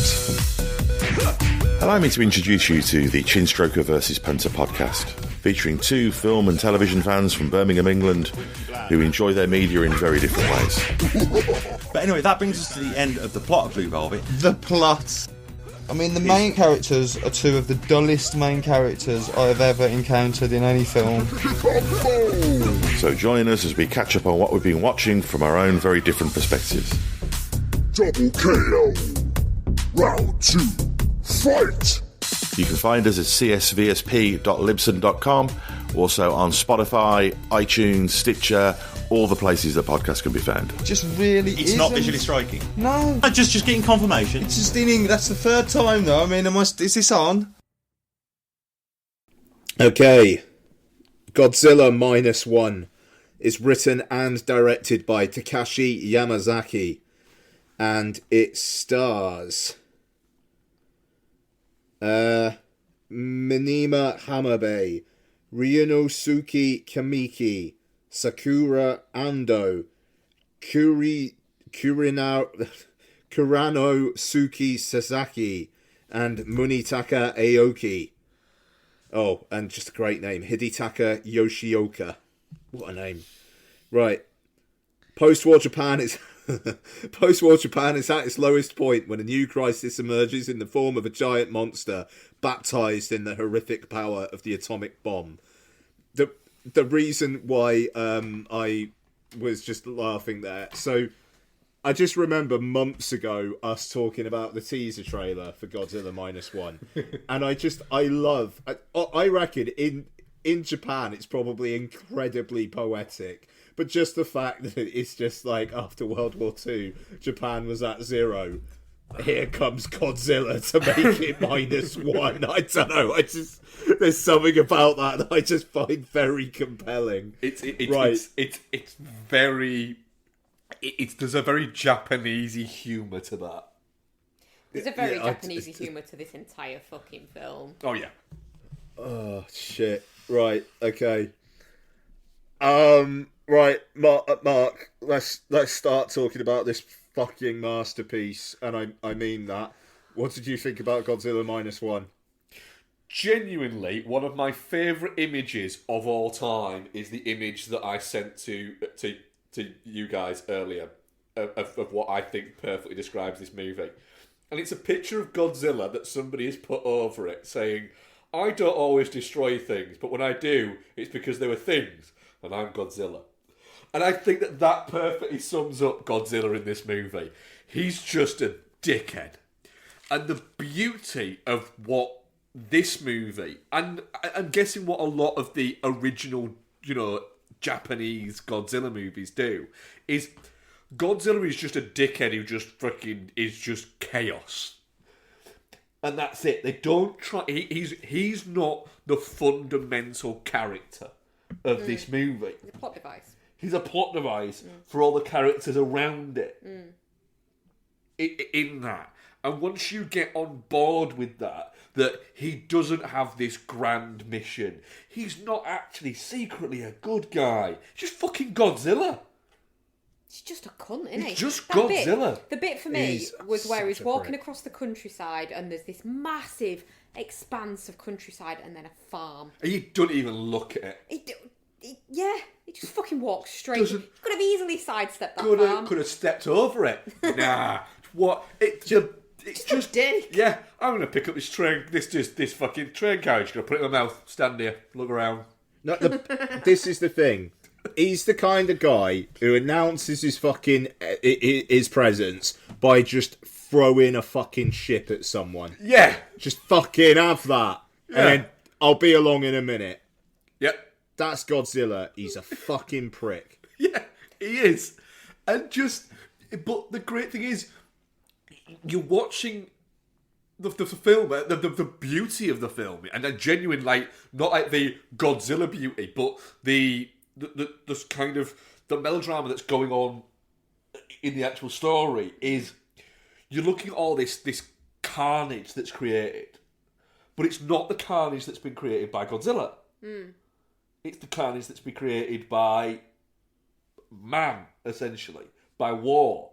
And so you've got them saying, there's right, we all need to band together to stop this Godzilla because it's going to destroy us, against the poetic backdrop of, holy fucking shit, have you literally seen what you've done to each other? You know, you've got this guy that you think is an enemy, but look at it, look at what's going on. But then you've got this weird kind of love story that takes over that probably shouldn't work, but because the performances are so good, that it works, and it leans into the effects of it. You know, it looks fucking brilliant. But then it's also got the bits where, like, ships rock backward and forward and you get actors doing the lean forward, lean back bit. But it works within the context of the movie. Yeah. But it looks expensive as fuck. I love that Godzilla looks like Godzilla as He well. looks like Godzilla. Like, he's got that weird blocky fucking face. That blocky face. That shocked eyes. That shocked eyes. That cheeky fucking grin. That I don't know what great. any of this is. Yeah. I don't give a shit. But yeah, I'm going to pick that. Well, that can get picked up. What can I do? Fuck it. Pfft. There you fucking go. Have that. And the fact that he looks at every person and goes, heh, your food. Yeah. But not even food. The opening bit is he just picks people up and just fucking throws them. he just throws a person like 100 foot in the air. That person did not have a good day. No. I like the fact that it's not about Godzilla, really. No. It's about man's internal war and conflict and all that kind of shit, but Godzilla's there. Yeah. Being a dick. Because did any of us expect this movie, Godzilla Minus One, to have as much heart as it had? No. And it goes really hard as well. Like that opening 10-15 minutes where, you know, he's a kamikaze pilot who just decided, fuck this, we've lost the war, I'm just not going to bother, which, you know, fair enough. Then he won't man the gun. And then he goes back, and then that woman's like, it's because of cowards like you that my children are dead. It's like, fucking hell. Whoa, you know, just the sheer, like, they build up the reason why he's as fucked as he is, like, why he won't, like, admit his feelings for Nariko, and what, you know, just refuses to. That's it. Like kind of like that kid calls him daddy. He's like, I keep on telling you, I'm not your father, and that kid's like, what, 2? Yeah. But like the fact that you've got this film that deals with post-traumatic stress disorder before post-traumatic stress disorder was a thing. And you know, but it deals with it in a really good way. But then at the same time, that sequence in Ginzu where Godzilla shows up and it does the old Godzilla score, yes. I basically just popped a boner straight away. It was so good. Just the dun dun dun dun. Let's go. Yeah, I mean, that entire sequence was incredible. And then do you know what they did? That American studios cannot get their head around, right? It was in daylight. It was in daylight, so it looked better because it was in daylight. But no, whenever it's an American version of Godzilla, it's fucking nighttime and it's raining and it's everything we can do to hide the fact that we have no imagination about how to make Godzilla look cool. Godzilla is just inherently cool if you let him be cool. Of course he is. I feel like an American studio making this movie as well would not have had the balls to just go, do you know what? People like happy endings. Yeah. Let her be alive. Yeah. I mean, and the thing is, as soon as it's like she got that telegram, I was like, oh, fuck, that woman's going to be alive. And I was just like, oh, I'm not sure about this. But then he walks into that room and the way he just immediately starts breaking down crying. Yeah. I was just like, fuck, alright, fine, this works. Because it works, it contrasts so well with that moment where he thinks she's dead, and he's crying there, and like that, whatever the fuck that is raining down on him. Almost like it's fucking oil or something. I don't know why, but I never believed she was dead. From the moment she got swept away, it was like, nah, she's coming back. She's coming back. She's coming back? Yeah, she's coming back. I'll be honest, when he got the telegram, when he got the telegram, I didn't connect that it would be that it would be saying that she was alive. That was smacking your arm and everything. Yeah, no, I thought that was something to do with the other guy, who the engineer. The engineer? Yeah. I thought it was something to do with that. I didn't connect on that. So the moment when I realised that she was alive was when he was like, "Wait, where's he running at? What's going on? What the fuck?" And then he walks, and I was like, "Holy fucking shitballs!" I'm so glad they let her live. But I was like surprised when she died. It was fucking horrible. She just like pushed him, and it's like, what the fuck, babe? You could have jumped behind there. Yeah, no, she didn't have time. that's such a great shocking moment as well. Like I thought that really, really worked, and it just sets him up so well for the third act, where it's because he was like just coming round to being like, maybe I could be happy, maybe I could live again, and then she gets taken away, and it's like, oh no, it's a sign from the universe. Like, no, it's not, mate. No, calm down. She's alive. She's all right. But then you made a really good point about the after the film about the whole ejector seat, that it makes you think. The film makes you think that when he says this is the bomb. This is the bomb safety. How fake does bomb safety sound? It kind of makes sense. And I was like, nice. And it makes you think that is the ejector thing, with the way that he says just before you get there and like that. But then you get it to the point of where and then he pulls it and it doesn't eject. And you're like going, oh my god, what the fuck? What the fuck? And then you get the shot scene afterwards where it's like he tells him about it, so he gets to make the decision to fucking live. Yeah, because I said to you, didn't I? Like, I thought it was going to be he's going to trick him into pulling the ejector thing as a kind of, look, forgive yourself, I forgive you kind of thing. But by telling him it was the ejector seat, it was more like, no, you need to forgive yourself and pull this lever. Yeah. And he does. And he chooses to live. So fucking powerful. But at the same time, I did like the funny moment of you kind of think that Godzilla's just going to like swallow the plane. Yeah. And he doesn't. It just kind of gets stuck in his mouth. And then it blows up. I thought that was great. Yeah. It's... just the little character development. Super entertaining. Sorry. Yeah. It is the little crew that they've got. Yeah, well, this is what... I don't think this year's been a good year for cinema at all. I don't think it's been a banger. No, and I think a lot of that is they've forgotten that people need to.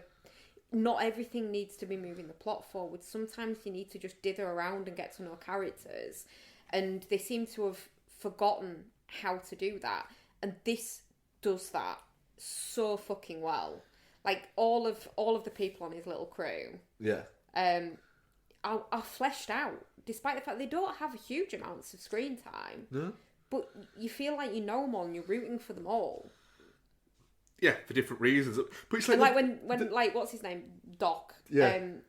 Turns out to not just be this like slightly dithery floppy head but quite intelligent man, but a real like bigwig. Did you realise he was such a big deal? Yeah. No, not really. He's just great.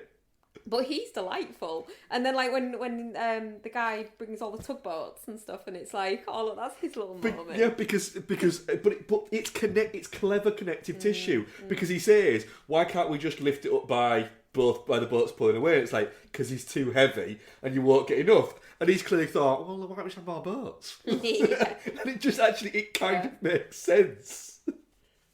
I did like how there are no human bad guys. Like the human bad guys are the government.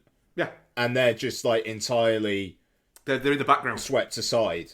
Like I thought that was really clever. It is just like Japan's people versus Godzilla. And yeah, that was great. Yeah, there's no big army intervention in the end or anything either, is there? Is there? It's like it's just ragtag band. No, I mean they get that fucking like warship that was like in Singapore, and it kind of like saves them, but then it immediately gets fucked up as well. He just yeets that across, doesn't he? Yeah, it fucks that up. I like the fact that as well, they don't wait until like ages into the film for him to go fucking full fucking Godzilla on it. It's really fucking quick. Well, I was watching it and I was like with the bit on, is it Udo Island? Yeah. I was like, Godzilla looks real small. Yeah, but he gets more powerful. Yeah. But then he literally atomic bombs the fuck out of them. Like, really quickly. It's like, alright, calm down, Godzilla, you prick. Jesus. No escalation there. You're already at fucking DEFCON 1. Yeah, you nasty bitch. It's just... Again, you said as you came out, didn't you, Bex? It's this year's Triple R. And it is. It's just fucking great. I mean, it doesn't have as many new... That's a great way of putting it. As Triple R. Yeah, it doesn't, but it's just... It's fucking really entertaining. It's really entertaining. And at the end, when essentially the essence of Godzilla is still fucking beating going to sea, you're going, fuck, I want Godzilla minus 1 plus 2, whatever it's going to be called. I hope it's called that. That'd be great. Just honestly, did not expect this to be anywhere near as good as it was. Actually, and one sort of like side note, really quite heartening to see how busy the screening was. Yeah, it was considering packed, it's a Same movie. Yeah. But again, and I've said it because people I work with, but a lot of like the young people that I work with are going to see this weekend, yeah. And they're very much like, yeah, Godzilla Minus One looks fucking great, doesn't it?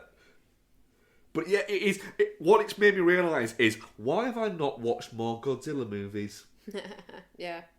Well, I think like you proper Godzilla movies. Why have I not watched more of those? Because that is wild. It is the 37th film in the Godzilla franchise. Toho Studios 33rd. Yeah. And the 5th film in the Reiwa era. Yeah. Like, just so much Godzilla stuff. Yeah, I think I might actually go and watch some more of those. Yeah. Yeah.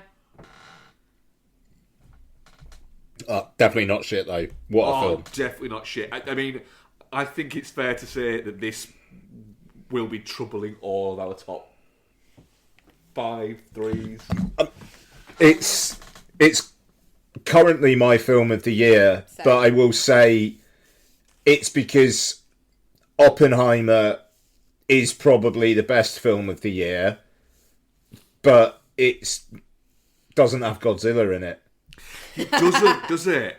That's the thing. Oppenheimer is fucking brilliant, but you are watching going. Oppenheimer's the prequel to this movie. Don't have Godzilla in it. Yeah, Oppenheimer is the Godzilla Minus One prequel.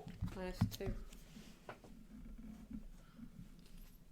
But I've seen Oppenheimer twice now.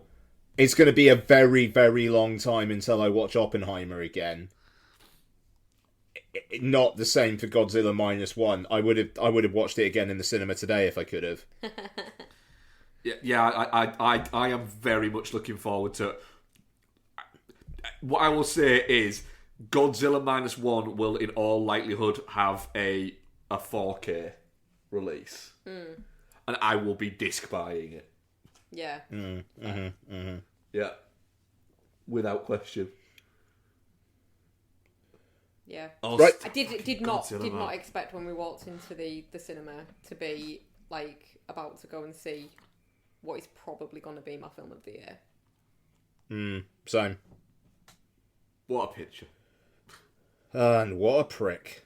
What a prick. It's just whoever designed that Godzilla facial expression, that kind of grin that he's got. Bravo. It's just chef's kiss. It is, yeah. Of a thing. It's the fact. Just to finish up, it's the fact that they don't try to make him sympathetic at all. Nope. You know, they do the little salute to him when he's been downed. You know, and it's like, because, you know, I suppose he's an enemy combatant and they need to respect him. But he just is. He causes such wanton destruction. Doesn't give a shit.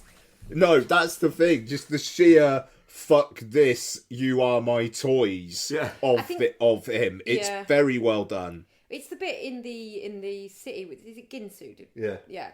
And he's just like, he's just wandering through. Like, even when he's not being wantonly destructive and he's just walking through, he's just walking, turning round, smashing shit with his tail. He just gives absolutely zero fucks about what he's breaking. Yep. Oh, yeah. Absolutely. Even when he's not being, you know, even when he's not being a dickhead, he's being a dickhead. Yep. And I love that for him. Yep. He's inviting Roger Dangerfield to your mother-in-law's birthday is what he is. It's just inviting a prick to a party. That's what Godzilla is. Fair play. Gorgeous, man. What a thing. Beautiful stuff. Right. Guys, what have you been up to? Right, who wants to go fucking first? Should we do our joint ones, or do you want me to do do you want me to speed round the ones I've watched on my own? No, we'll do our joint ones that are of note. I think with Christmas ones we can just go, we watched this, it's a Christmas film. Yes, so we watched 8 Crazy Nights. It's a Christmas film. It's an offensive Adam Sandler Christmas movie, but it's quite fun. Yeah. We didn't get to it last year, did we? And it was good to go to it. Yeah. What? Fucking 8-Bit Christmas. 8-Bit Christmas. Fast becoming one of my favourite Christmas movies. I was full on ugly fucking crying at the end of this movie. 8-Bit Christmas has no fucking... It goes hard at the end. At the end. Yeah. And it has no right to. No. Fuck you, 8-Bit Christmas. But it goes hard. But it's just a really fun film. Yeah. Fuck you, Steve Zahn, being so adorable. Yeah. Great fucking film. Is 8-Bit Christmas. What else did we watch? What's that?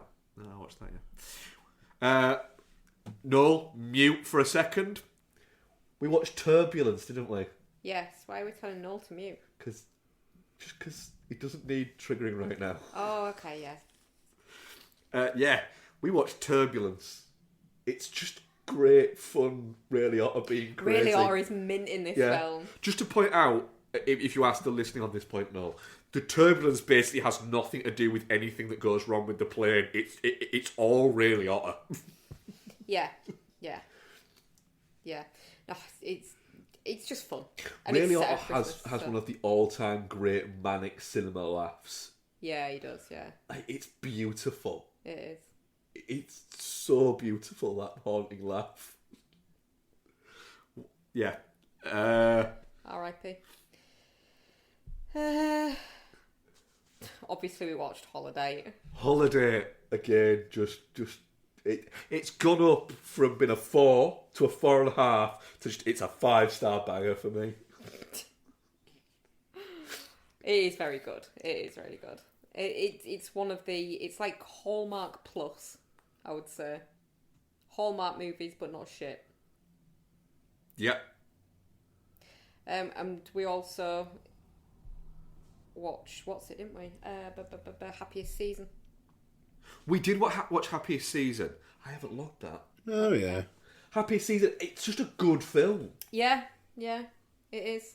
You know, it's a good fun film, apart from the fact that she can fuck right gets off. Back together with Mackenzie Davis at the end. Which is like, no. I wanted to see her ride off into the sunshine with Aubrey Plaza. She should have been off sister with Aubrey Plaza. Yeah. Yeah. Just wrong. It is a bit wrong. I don't think I've logged that either. But, just... What's his name? Fucking hell. His dad's Eugene Levy. What's his name? David Levy? Dan Levy. Is it David Levy? Dan Levy. Dan Levy, yeah. Like, the fact that... The weirdness of him is the fact that he's quite annoying throughout it. And he just plays vacuous camp. But then he gets the big emotional moment. And as an acting performance, fucking nails it. I love him. I think It's he's brilliant. I think he leans a little bit too much into I just believe every character is you, though. From that there, yeah.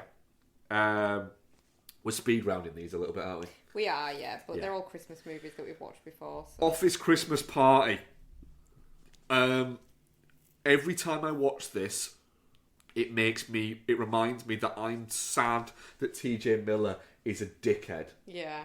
Because he's so funny. Yeah. And Shut the Fuck Door is genuinely one of the greatest comedic line deliveries, I think, in cinema. Yeah. Because I know it's coming, and it still floors me every single time. Yeah. Shut the fuck door. That is a really funny film. She annoys me in it, though. Who? Kate McKinnon? Yes. Because she's got one thing, and all she can do... I think she's shit in this. ...is just talk like that, and just move weird, and it's like, you are a one-trick pony. But even Gillian Bell isn't that annoying in this. But Kate McKinnon is. I think Brittany Runs a Marathon is pretty annoying in this. Think what? What? What did you say? Brittany Runs a Marathon. I don't... Leaning into it. Never seen the film? No. But yeah, no, it's a fun film. Have you got any bets? Because I've got quite a few. Oh, we've got one more. We've got one more that we watched together. So we watched What Happens Later. Yes. Oh yes. The Meg Ryan directed movie. That is basically just her and David Duchovny, who they were in a previous relationship together, weren't they? And they bump into each other at an airport while snow essentially is causing all flights to be delayed, and so they're stuck there overnight with each other. But the film's only interactions is with them and the airport announcer. And the thing is, it's adapted from a play, Which you can absolutely tell. Which I think directorial choices have been made because of that make it seem like more's going on in the movie than is, and it ultimately ends up being disappointing for that reason. Because it very much gives off a vibe that, I mean, spoiler alert, it's a very new movie. If you haven't watched it, whatever. It very much gives off a vibe that there's something supernatural going on. It does give off a bit of a vibe of that. There are a few things that exist within the movie. Well, the fucking airport voice speaking directly to them. The airport voice speaking directly to them. Which is voiced by a guy called Hal Liggett, who they've already admitted isn't a real person. And it is Eddie fucking Vedder, I am telling you. You're convinced, are you? Yes, I am absolutely 100% convinced it is Eddie fucking Vedder. The fact that they even mentioned Pearl Jam at one point in the film. They mentioned loads of stuff at one point in the film. Yeah, they specifically mentioned Pearl Jam. You didn't vibe with it, did you?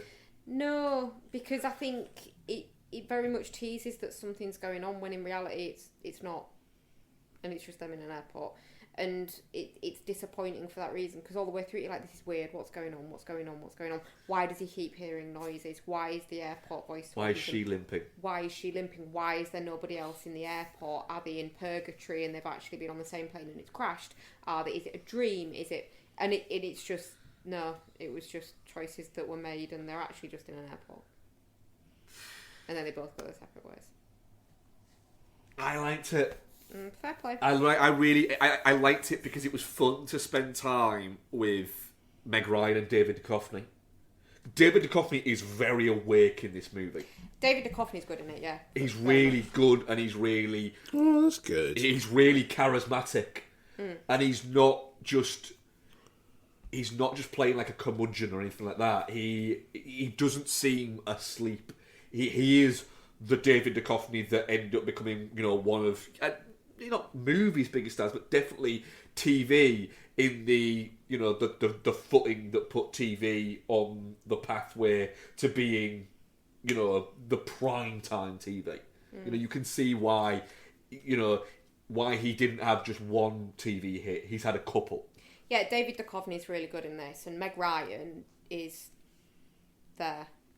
She's doing good. her best Diane Keaton impression. There is a Diane Keaton element to it, yeah. I think there is and definitely that. not being able to move her fucking face. The problem is she's very good at this, but it's nowhere near as good as this 30 years ago that she did it.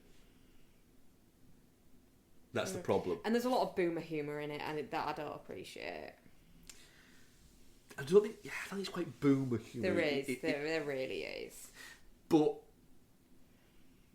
yeah, I think the film is not that strong, but the performances are, and specifically David Duchovny, who's very good in it. Yeah, he's very good in it. He gets across his emotional beats, and the fact that he's reacting off her, but his reasonings for why he did everything kind of makes sense. He feels like a real person. Yeah. I enjoyed it. We'll probably never watch it again. No. Because if I ever think, ooh, I fancy watching a Meg Ryan rom-com, there are at least 4 that I would go to before it. Yeah. But yeah, I really enjoyed it. Is that us? I think that's us. Ian, do you want to do a few? More. Yeah, well, we've been talking for ages. We have been talking for ages. All right. Yes, Ian, you do yours, and then we can segue back to us in a great way. Oh, yes. Okay. Right. Let me quickly go through some stuff then. Gremlins is a Christmas movie. The Holiday, it's a Christmas movie. Krampus, it's a Christmas movie. Violent Night, it's a Christmas movie. Oh, did you rewatch Violent Night? What did you reckon in your rewatch? Yeah, no, it was good. Yeah, good. You guys talked about it on the last show, didn't you? Yeah. Yeah. No, it was good. It's good. A little long. But David Harbour's like super good value. And yeah, I really decent action sequences. Yeah, it's good fun. It's good fun. Is Violent Night. It's very in and out, but I love how fucking brutal the brutality is. Like how how just like flat it is. It's just like I can't even think of like how to describe it, but it's just very matter of fact violence, isn't it? Yeah, it is. It's the opposite of Home Alone. Yeah. Yeah, that one sequence as well where the little girl basically does the Home Alone stuff, and it's like, okay, this is actually what Home Alone would be like if they had real violence in it. Yeah, no, that's good. Watched Love Actually. First watch of that in a while. That film is aging like hot milk. I mean, it's that film's not doing very well.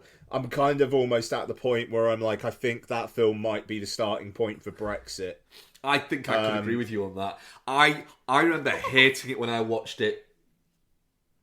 Yeah. In 2001, will it have been? 03, I think. 03. It was. Yeah, I remember hating it 20 years ago, and I haven't cooled on that. No. There's just a smugness. Yeah. About the entire thing. But I think Emma Thompson is fucking brilliant in her sequences. Like the sequence where he's got her the Joni Mitchell CD, and she thought it was going to be jewelry because he'd been hanging around the jewelry section, and she catches him. It's really fucking sad. She just takes herself off and has a cry. Like that's very good. But then, I mean, the Chris Marshall bit where he goes to America and he hooks up with like Alicia Cuthbert and I think maybe Carmen Electra and somebody else. It's just this 10-minute bit where it's like, Jesus fucking Christ, is this what's supposed to be funny? And that kind of weird sex-based humour kind of continued in The Boat That Rocked, which is a film that has been completely forgotten. And Love Actually is the sort of film where if it wasn't set at Christmas, nobody would give a fuck about it now. It's I mean the Keira Knightley, what's his name, Andrew Lincoln, section is reprehensible. Like when they do the kind of like 3 months later or whatever it is, right at the end, it really should be Keira Knightley and Andrew Lincoln fucked once. The chemistry was off. Her husband found out, and now all their lives have been ruined. Yeah, that's what that should be. It's so weird, like the holding up those cards, and it's like, I just want to say this, without any agenda because it's Christmas. No, mate, I'm sorry. By doing that, you obviously have an agenda. And then she runs out and kisses him. And I just no, that you came up with the idea and you went out and got the cards and then spent a while writing them. You planned this out. No man plans anything that much out to a woman without thinking, I might get laid. No, I mean, and this is the thing. It's just like you're supposed to think, oh, that's really sweet. It's like no. Sweet. That is like the start of them having a thing and it going really, really badly wrong very quickly. That's what that is. And also, Keira Knightley was basically a child bride. Like it's like she was young doing that, and not a good film. Not a good film. Okay. I've actually only got a couple left. So we'll talk about the holdovers at another stage, won't we? Yeah, I've started it, not quite finished it yet. Yeah, okay. Okay. It'll be next week we'll talk about it, to be honest. Cool, okay. So, after last week's take on past lives, here comes Ian's kind of shitting on a film that everybody else who's seen it seems to really like. Even though, after this film came out, no one's been chatting about it, and I've not seen it on any Best of the Year lists. Passages. So, this is the Ben Whishaw... Oh, it's that one, isn't it? Yeah. Franz Rogowski, I think his name is, and Adele Exarchopoulos film, where Franz and Ben play a married couple. Maybe slight setup spoilers for Passages. Within the first 10 minutes, Franz Thingy has shagged Adele Exarchopoulos, comes home and says, oh, I had the most amazing night, I had sex with a woman. And Ben Wishaw's like, yep, cool, yep, whatever. And it's this, like, weird... It's this kind of, I don't know, it's this weird relationship. I've just got, I have no frame of reference for this kind of relationship at all. But where he starts having an affair with Adele Exarchopoulos, except Ben Whishaw, like, knows about it. And it's just like, okay, let's just see where this goes. And then it kind of goes in the most boring fucking ways imaginable. Ben Wishaw's like really, really understated, and he doesn't blow his top as such, but even when he gets to like a normal level of, you could probably call him out, your husband out for some of this shit, he's still quite tempered. It's an interesting performance, like, it kind of, it's not showy, and it feels lived in, but you are just watching this guy, Franz Rogowski, just being a dickhead. He's got the face of someone who looks like he'd be play a good dickhead. Yeah. And it just...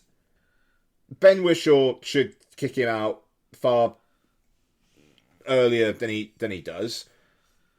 And he's just like, oh, I don't know, I want to fuck her, but I love you, but I really, really like fucking her, and I might love her as well. And it just... And then he gets jealous when Ben Whishaw starts seeing another guy, and it...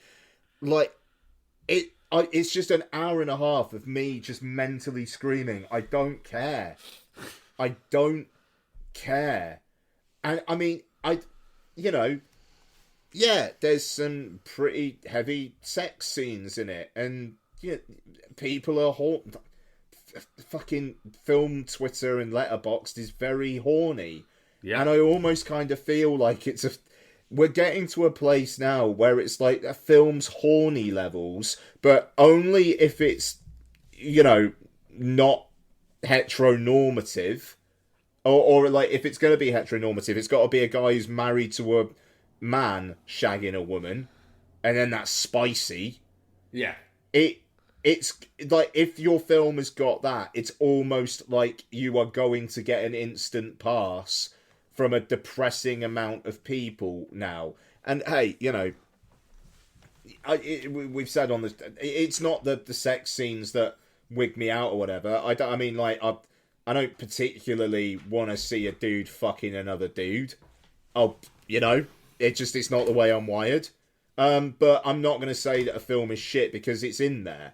But I am going to say a film is shit and a film is boring because fuck all happens, and all you're doing is following this guy that you just want to punch in the face for the whole thing. Yeah, Blue is the Warmest Colour had one of the most dull sex scenes ever in it because it just went on for fucking too long. What did? Blue is the Warmest Colour. Sure, yeah. That was just yeah, absolutely. I'm just bored now. And it's just like, none of it's particularly hot or horny or anything. And the thing is, I mean, like, they kind of blow their load really quickly as well, because he has sex with her very shortly into the film. There's no real build up there. I don't know. I don't really know what the film was trying to say. Ben Whishaw, I like his performance in it, but I don't know why he was putting up with this guy. I don't know why Adele Exarchopoulos was as well. And it ends in a way that's just like, yep, that's exactly how it should end. Thanks for, getting me to this point where it's like, well, yes, this is the obvious ending to a film.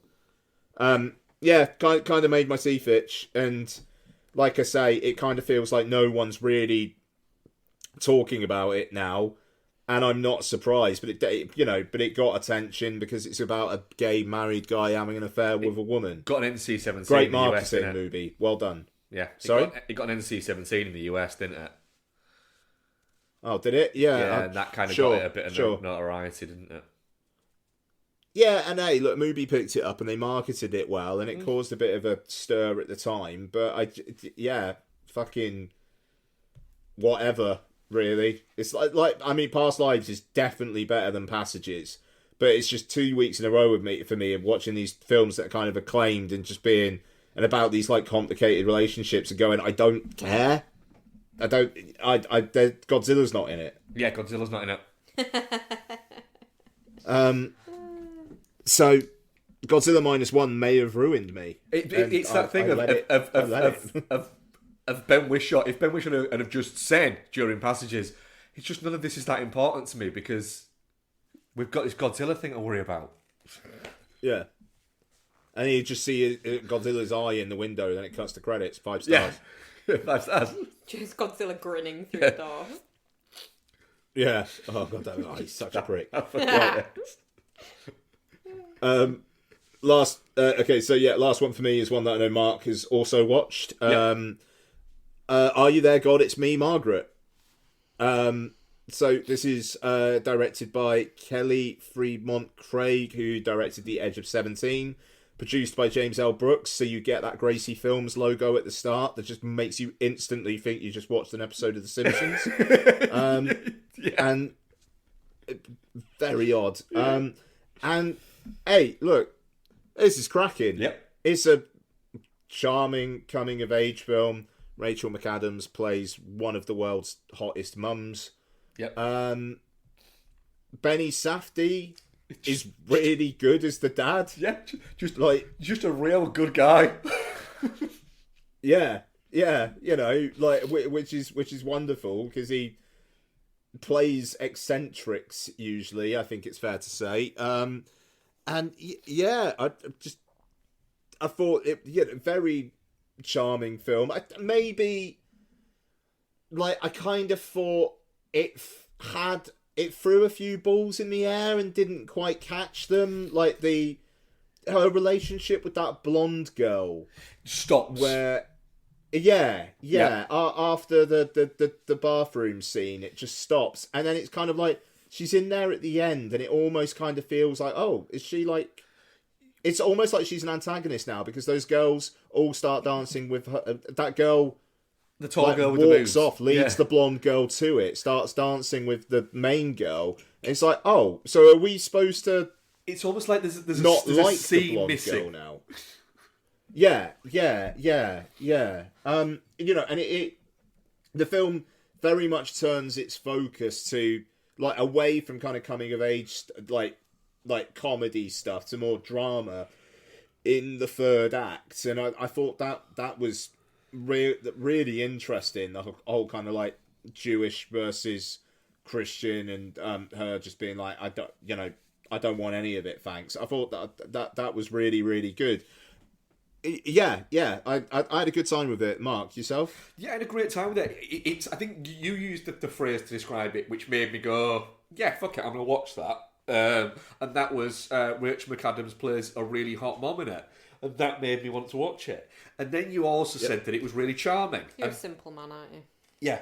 And that made me go, do you know what? I like charming. I enjoy charming. Charming is what I need when I'm watching a film in my car on my lunch break. And so, yeah. Are You There, God? It's Me, Margaret is really charming. I like the fact that it isn't afraid to just spend time with the kids. It's a film about the kids, and it isn't afraid to just spend time with those and have the rest of the characters peripheral to it. Not enough, anywhere near enough Kathy Bates in it, because she's fucking great when she's in it. Oh, she's very good. She's great when she does anything, isn't she? Yeah, she is, but she's really good. But also as well, I think we've been so tuned in over the past, I'd say 15 years, to expect some element of dread within movies. Mild peril. Yeah. So you always think, fuck, something's going to happen. The fucking, like, the bit where Benny Safdie cuts his hand in the lawnmower. And you're there going, fuck, is he going to lose, like, his hand? Or fucking something bad's going to happen. Nothing that bad really happens in this film. No. No, it's all very much, like, relatable family shit that happens. But it's done with an element, like I say, an element of charm. I had a real good time watching it. It's a really nice film to watch. And the young girl's just been obsessed with the fact that they need to get bigger boobs. It's just weird. Yeah. But it works. It's not done in a creepy way. I'm looking forward to whatever Kelly Freeman Craig does next, because I've enjoyed this at Edge of 17 quite a lot. Yeah. You know, weirdly, in an age where films like this seem to get spoken about more, where it's films, written by a woman and directed by a woman, that is a coming of age story from the female point of view. I find it odd that more wasn't made of this movie, because it's really good. Mm-hmm. And I think it's because it doesn't rely on any shocking plot points. That's probably the reason why, because it's comfortable to watch. I think that's it. It's because it's comfortable to watch. That's why less people are talking about it. It's not showy. Fair enough. Really enjoyed it. Good recommend on that one, Ian. Yep. No worries. And it's on Amazon Prime in 4K as well for those in the UK.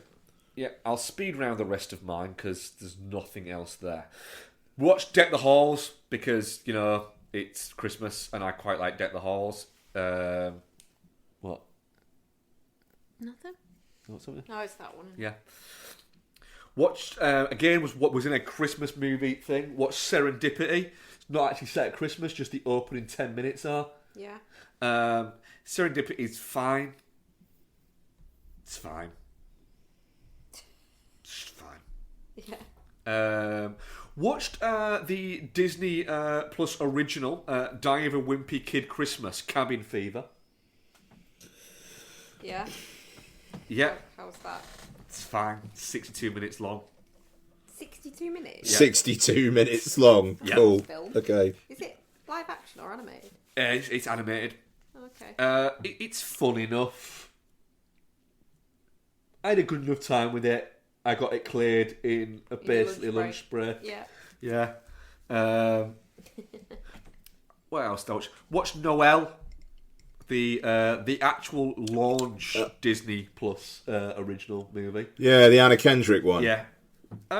It's fun enough. It runs out of steam about halfway through, but it's charming enough. I finished Best Christmas Ever. So is that the what's her face one? Heather Graham one? that Yeah. you're watching? Yeah. Was it? Oh, yeah, you had a crack at this, did you? Yeah. It's not very good, is it, Ian? What do you think about that that ending where they go in that fucking hot air balloon? Yeah. Just don't really get what's going on there. Nope, not a fucking clue. Nope. It genuinely was like somebody. It wasn't like somebody took Molly and then made a movie, because that would be more chaotic. But like, it's like somebody used the energy of, you know, when you get up too quick and your head goes a bit fuzzy. Yeah. That's what this movie was. Your head goes a bit fuzzy. Yeah, all the performances are, yes, I'm getting paid for this. Apart from Brandy Norwood is way too into it. I mean, she's not done much in a while, has she? Just, there's a bit where she sings, and Jason Biggs is playing guitar on it. Yeah. In front of like loads of people, but it's like nobody told her. Like she was just singing, and then they put the music in afterwards because she's in a completely different key to the music that's playing, and in a completely different key to the song that she's singing. Right. But when they're going, yeah, she can sing really well, but she can sing really well in one key, and it's not the key that she's supposed to be singing in. And yeah, I think I said it when you spoke about it, Ian. Her partner, Matt Casado, he's not as attractive as the movie is trying to tell you he is. He's just not that attractive. And literally, he at one point straight up kicks Heather Graham across a room. Oh, wow. Nice. Yeah. Oh, is that when he thinks she's like a burglar? Yeah. Yeah. It's just not very good. But yeah, fuck it. I watched it anyway. And then finally, Feast of the Seven Fishes, or A Christmas Feast, as it's also known as. Okay. Yep. It's got Joey Pants in it. Yeah? Yep. I'm more interested now. And it's got Skylar Gizondo in it. I don't know who that is. It's this guy. Oh, fuck, there's no picture of him. Look for a picture on your phone. Okay. You can't not. It's that guy there. You can't not know him. Oh, him. We were talking about him last week, weren't we? Yeah, I was talking about in relation to this film. Oh. So it's kind of a... He's in The Quarry or something, isn't he? Yes. It's kind of a comedy drama that is set around a like a small town in I think it's probably somewhere in New Jersey. No, it's Rust Belt. Set in the 80s. Yeah. And it's the story is it's about this Italian American tradition of getting together and cooking the Feast of Seven Fishes. Yeah. So it's 7 fish dishes that are cooked and eaten on Christmas Eve, and that's kind of it. And it's the build up to this. That's a lot of fish. It is, yeah. I mean, you get a great bit where Scalexondo's character is actually explaining what all of like the dishes are that they cook to this girl Beth. Basically, he's been dragged on like a double date by his cousin Tony, who he isn't really that good of friends with, but he's only friends with because he's his cousin. Right. And it's this girl he's never met before, and then they end up getting on quite well, and you can guess the rest. But it's an unremarkable movie. You know, it's fine. It's not that great, but it's not that bad. It's you know, it's okay to watch. But genuinely, his performance in it is brilliant. He's genuinely... I was just watching it going, he's just a fucking great actor. There's no over-the-top showiness to him. He's playing just like, essentially like the everyman character within it. But he's just a really good actor. Yeah. And that's it. And it's nice to watch a film and appreciate somebody who's just going to have a really good career as a character actor. Because he's kind of got a unique face. And he's not tall enough to be the next Benedict Cumberbatch, who also has a unique face. But he's going to be like a really good character actor in the background. He's going to be the new John Hawkes. Okay. And I'm kind of dig that about him. He's got more about him than Dane DeHaan to pull off his unique face. And I like Dane DeHaan. Yeah. But he's too skinny, I think. Whereas Scalexondo isn't. Genuinely, it's not a bad film. It's not a great film, but his performance is fantastic in it. Yeah. And I like that about it. Fair enough. That was it. I watched a lot of films this past fortnight.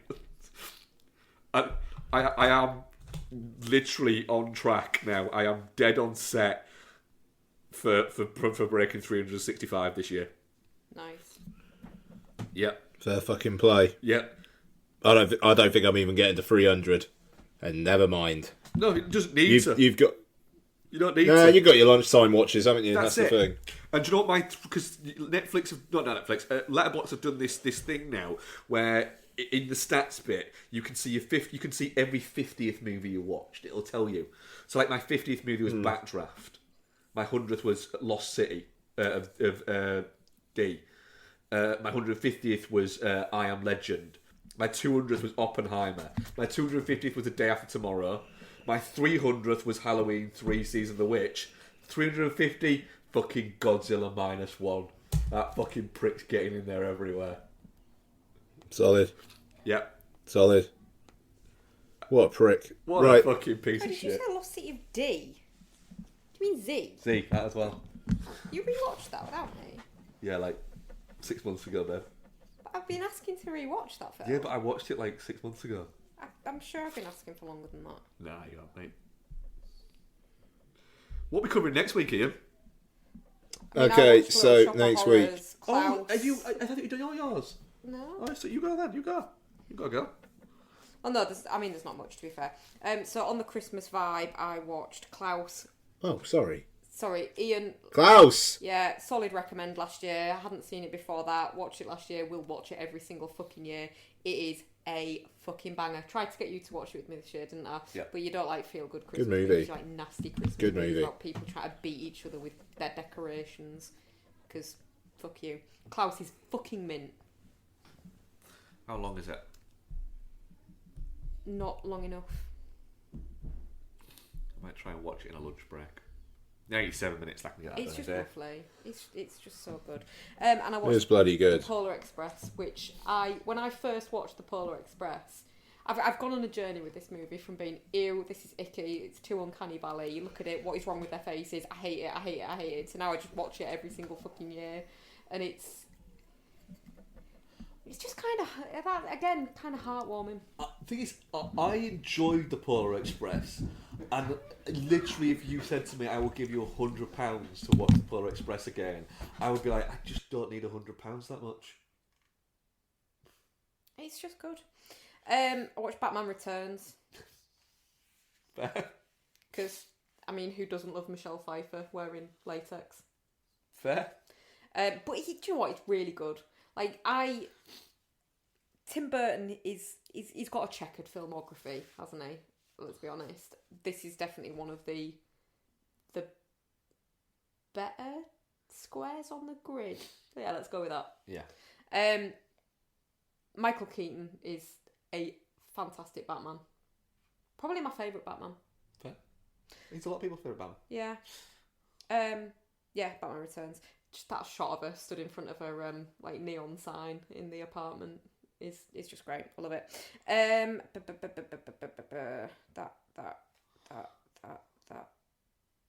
And Little Shop of Horrors.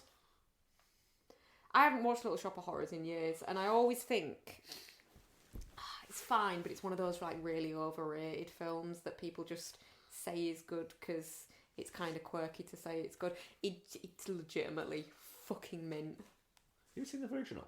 No. With Jack Nicholson? No. Jack Nicholson? Yeah. Interesting. What, as Seymour? No, Dennis. Really? Yeah. Is he better than Steve Martin? No. I've completely forgotten that Steve Martin was in this. Really enjoyed it. Really good. Really, really good. It made me want to watch more slightly snide musicals. So expect Repo and Rocky Horror to show up on what I've been watching over the next few weeks. That's me. That's me done. Nice. Good, nice.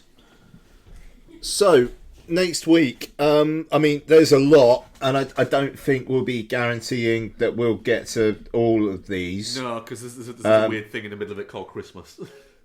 Yeah. We're recording, I believe, on Wednesday the 27th. We are indeed. Is when we're next thinking we'll record. So, I mean, releases are Maestro is on Netflix. Zack Snyder's Rebel Moon is on Netflix. I mean, we'll definitely be doing. I'll definitely be watching both of those. Yeah, I mean, they. I mean, I talked about Maestro last week, but that feels easy enough. And then coming out on Boxing Day in the UK. Well, no, coming out this Thursday, Aquaman and the Lost Kingdom. And then Boxing Day, we've got The Boy and the Heron, Ferrari, Nate's Goal Wins, and Anyone But You. So, that's a lot. Yeah. I mean, I think the one we will all be definitely doing will be The Boy and the Heron. When does it come out? Boxing Day. Boxing Day. I mean, unless we can get on the 27th, then... Yeah, that's one plan. Okay. Yeah. I'll be too busy eating ham on Boxing Day. I don't leave the house on Boxing Day. Fair. Yeah, so then whatever we don't cover, we'll pick up the week after, because I think it's only Priscilla that week. Yeah. So, we can play some catch up. I think that'll probably be how it works. So, yeah, that is it. Have a lovely Christmas, listeners. Hope you and your families have a lovely one. And we will speak to you after that. But until that time, just have to say thank you very much, Mark. Thank you very much, Ian. Thank you very much, Becky. Thank you very much, Ian. And Jason Reitman, can't wait for your film that you've produced and written to be a big old bomb next year. You and John Krasinski can go fuck yourselves. Bye-bye. Bye.